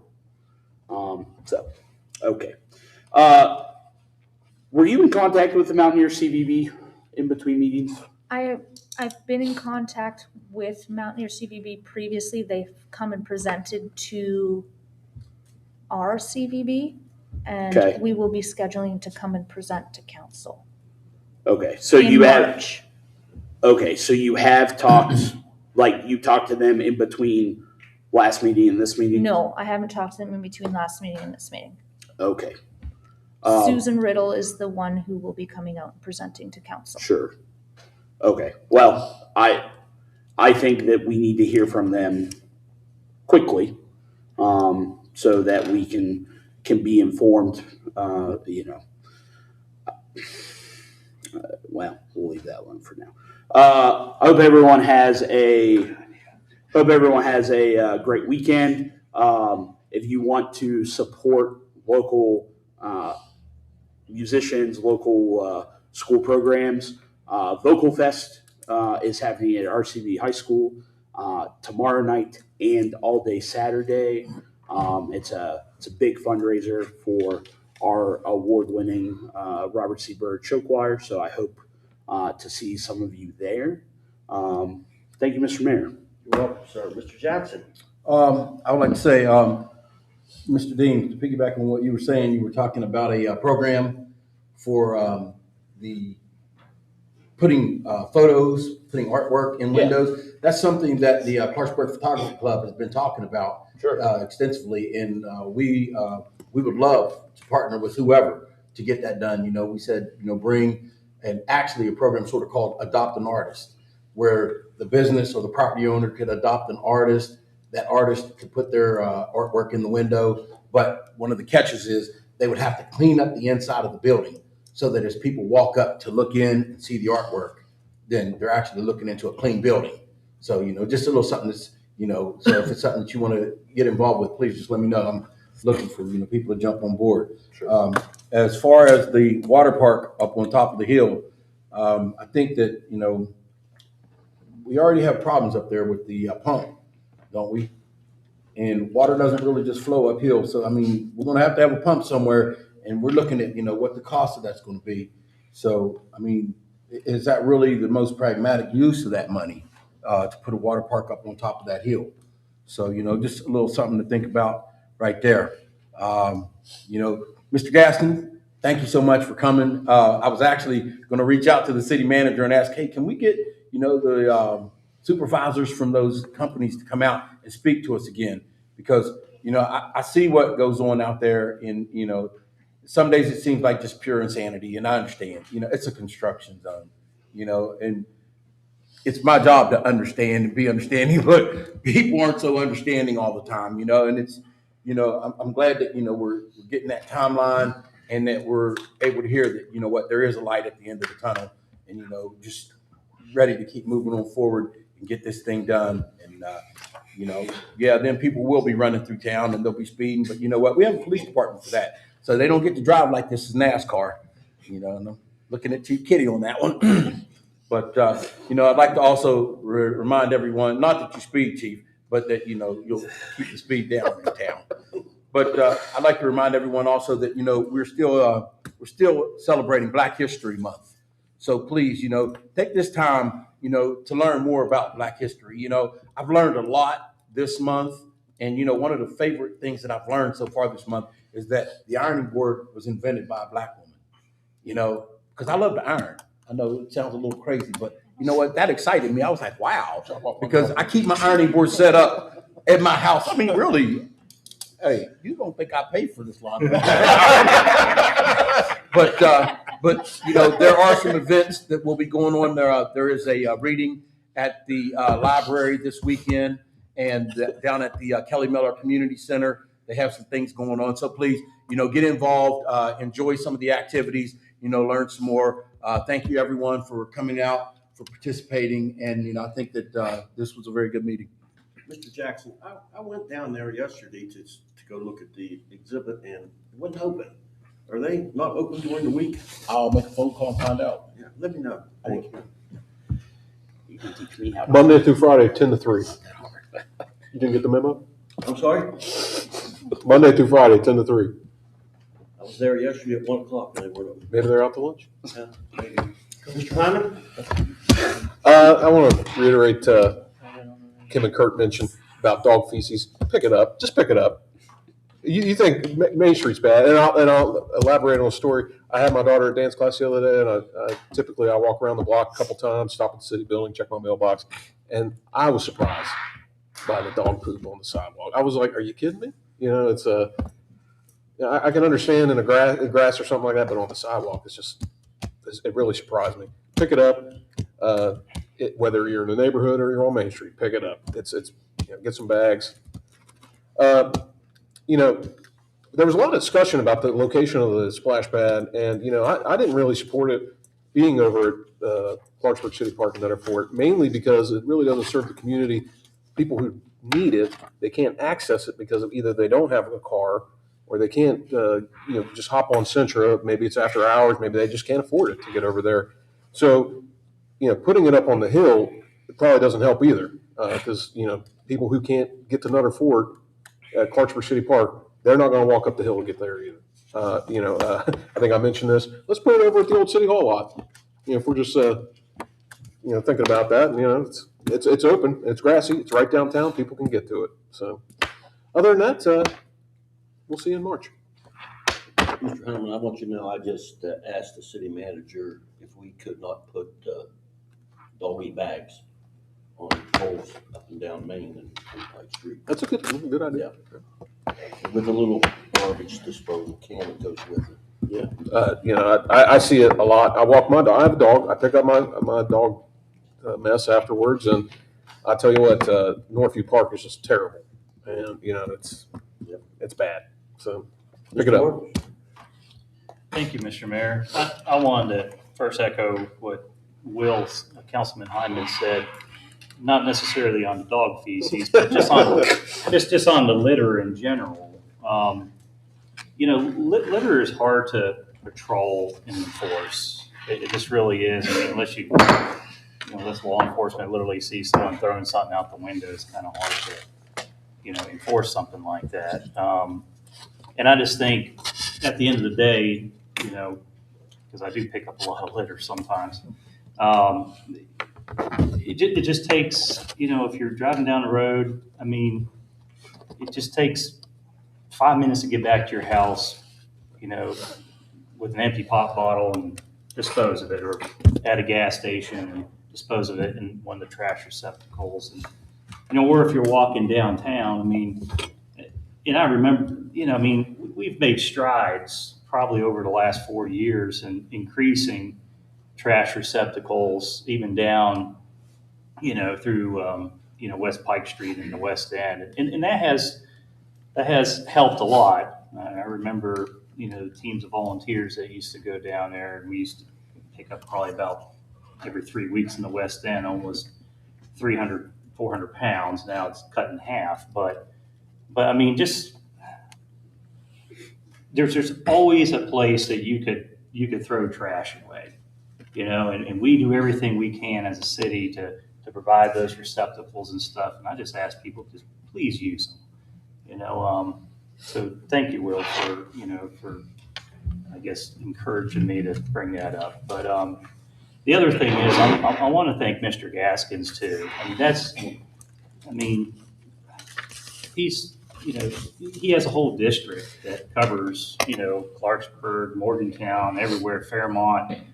I mean, there's a lot of problems on the roads. I mean, we've been through some pretty rough weather. We went through a huge drought, and then all of a sudden we get snow and rain and, and ice and, I mean, and I think that just the DOH statewide is doing a phenomenal job. I mean, I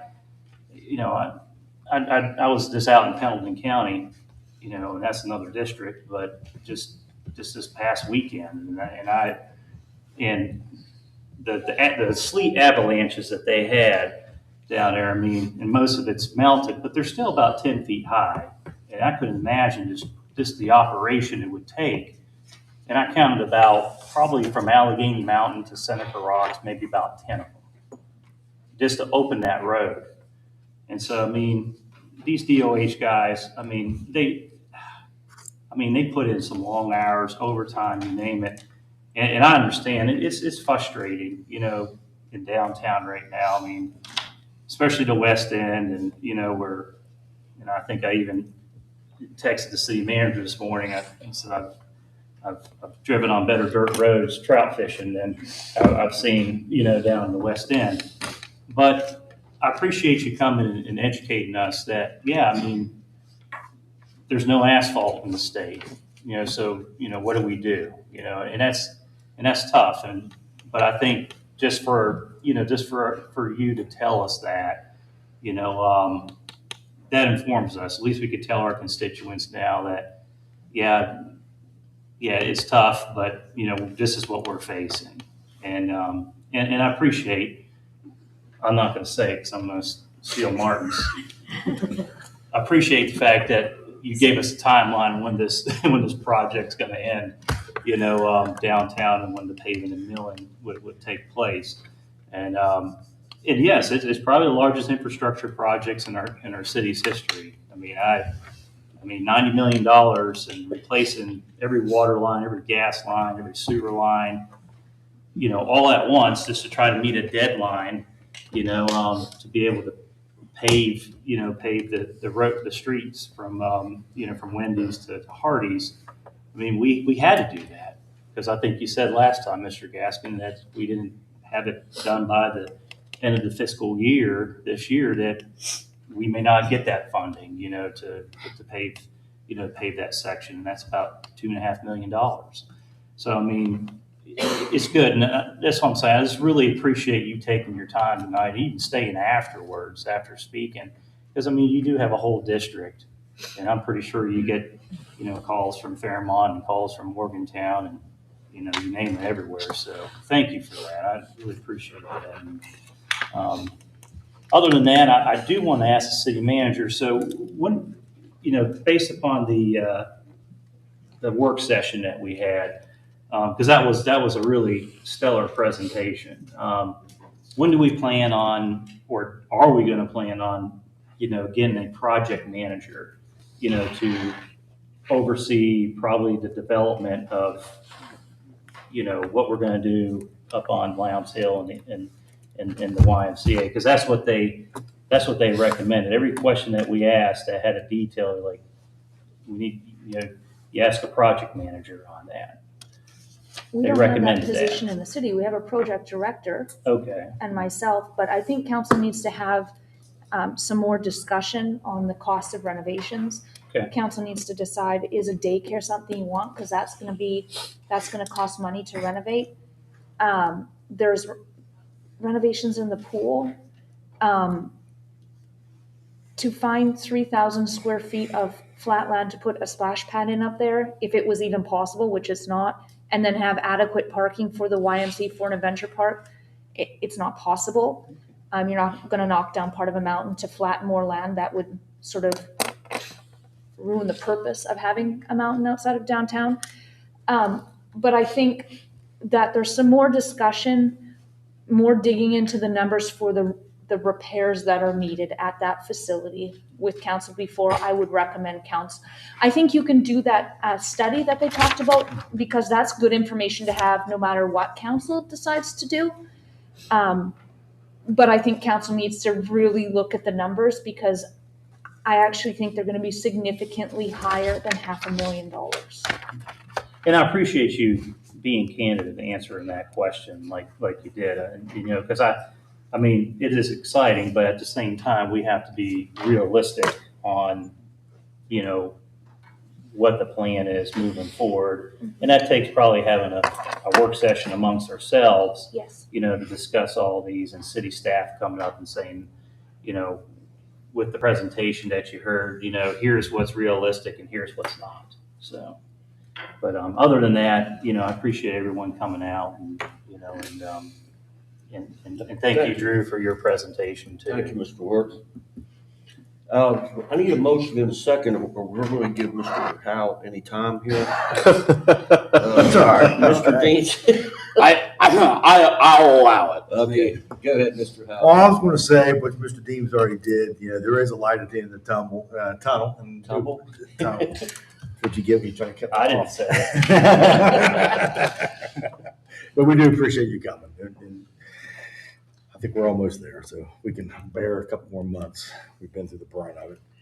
But spring is coming, and with that said, I hope we can start getting the street sweepers out there and start cleaning up some of the cinders in residential neighborhoods and things such as that, just to make the city look a little cleaner where we can. But I don't disagree with Kurt when he was speaking about, I actually had on my notes as well to bring up about washing down the buildings or doing some funding or something on that magnitude, because some of these buildings have taken a brunt of the dirt, and it's really, so I think we should look at maybe trying to attempt to do something there for some of those property owners. But with that said, we have that business advisory committee that we just passed last council meeting. We No? didn't pass it. Did we not? I asked if you wanted it, and then Okay. it's supposed to be on another work session. Yeah, okay. Well, I think we need to get that up and running. And I would, well, we could talk about another work session, I guess. But, again, I think most of us agree that probably needs to be more heavy weighted towards the business owners, property owners, to be on that committee. But I would think that we would want Kirk on that committee for the investment they've made in town. He has great ideas and things such as that. Similarly, with the Clarksburg Uptown, Mr. Deems and Councilman Deems and Councilman Jackson, you both have mentioned something there that Clarksburg Uptown kind of started doing, and that came to a stop, was the window clings and the things such as the Country Kitchen building. They put the Welcome Clarksburg, those clings in there. That's where that started. But, the dearly miss him, but the late Larry Policano was really the spearhead for a lot of those window type things we were doing. He'd contact the business owners. He would personally go in and clean up the area within view, clean the windows inside out, and he would solicit different artists and things to input and to place things in those windows. Councilman Deems, he went as far as contacting Morgantown to get the information as well. So, those things were kind of in place with the Clarksburg Uptown several years ago, and I think that's something they would probably appreciate continuing, maybe partner with the photographers to do that. Well, I'll take a little bit of your time. Thank you. We're just trading now. That's right. We're on the same page tonight. I also think that we can probably find some partnership in the Cultural Foundation of Harrison County. I've had conversations with people there and they have some funds set aside to help cities that don't have cultural committees or foundations yet. And so I think that we're on the cusp of something here. So there you go. Absolutely. And I think I'll finish with the Vocal Fest since you brought it up. I'll definitely see you there, Councilman. Looking forward to it. I know it's going to be a great event. I know you put a lot of time in it. And lastly, Mr. Gaskins, if you want to forget about Route 250 in Fairmont, we'll be okay with that as well. But Mr. Mayor, that's all I have. Well, I'm sorry, Vice Mayor, but Mr. Dean, Out of Mr. time? Howe used your time. It's fine. All right, Vice Mayor, go ahead, buddy. I'll be quick, than Thank you. everybody else.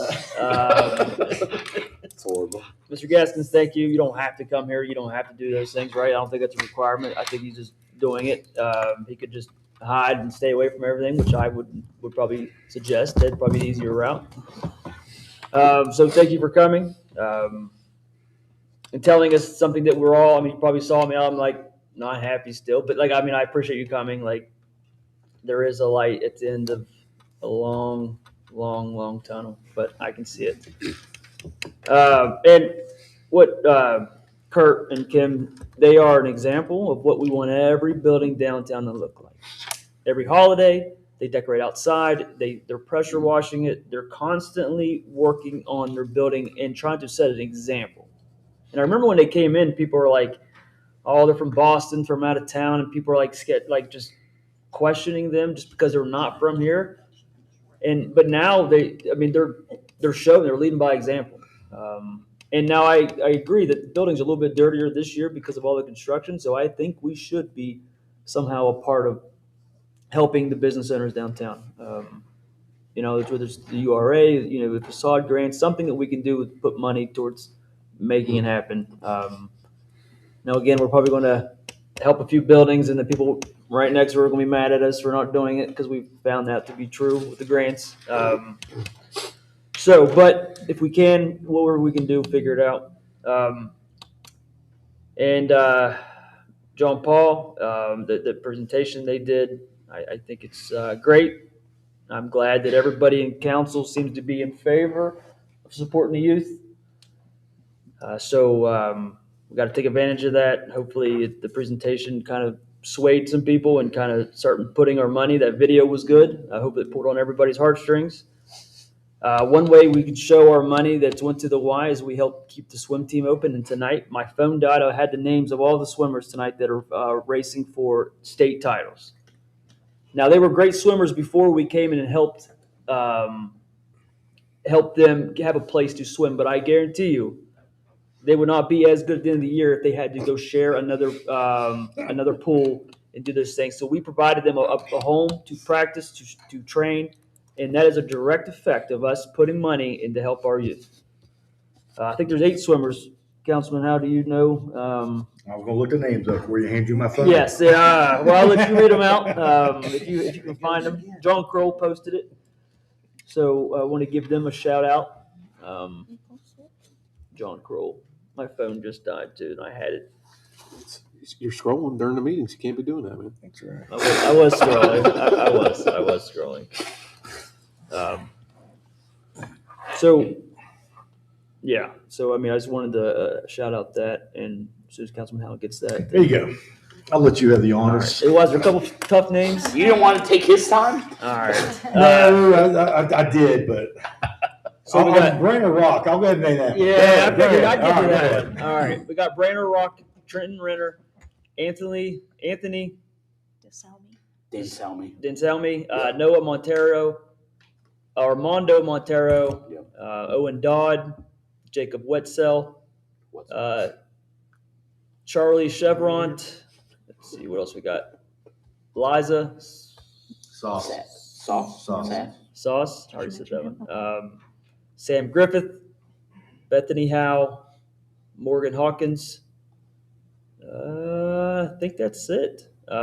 So go Eagles, bring some state titles home, and we're glad. I'm glad we were able to do that to help them, and so we should continue to help the youth. I will keep saying it, and hopefully you guys get on board. So thank you. Thank you, sir. See something, say something, pick up the phone, dial 911. The Mayor's Youth Council in March is going to do a citywide cleanup. And spring is almost here because I had robins in my yard today. And with that, I'll ask for an adjournment. So moved. Second. What, Mr. Howe, discussion? No, I was just going to say to Councilman that Brainerd Rock came in third in the final state. So there you go. All right. That was an update, John. Yeah. Call for adjournment. So moved. Second.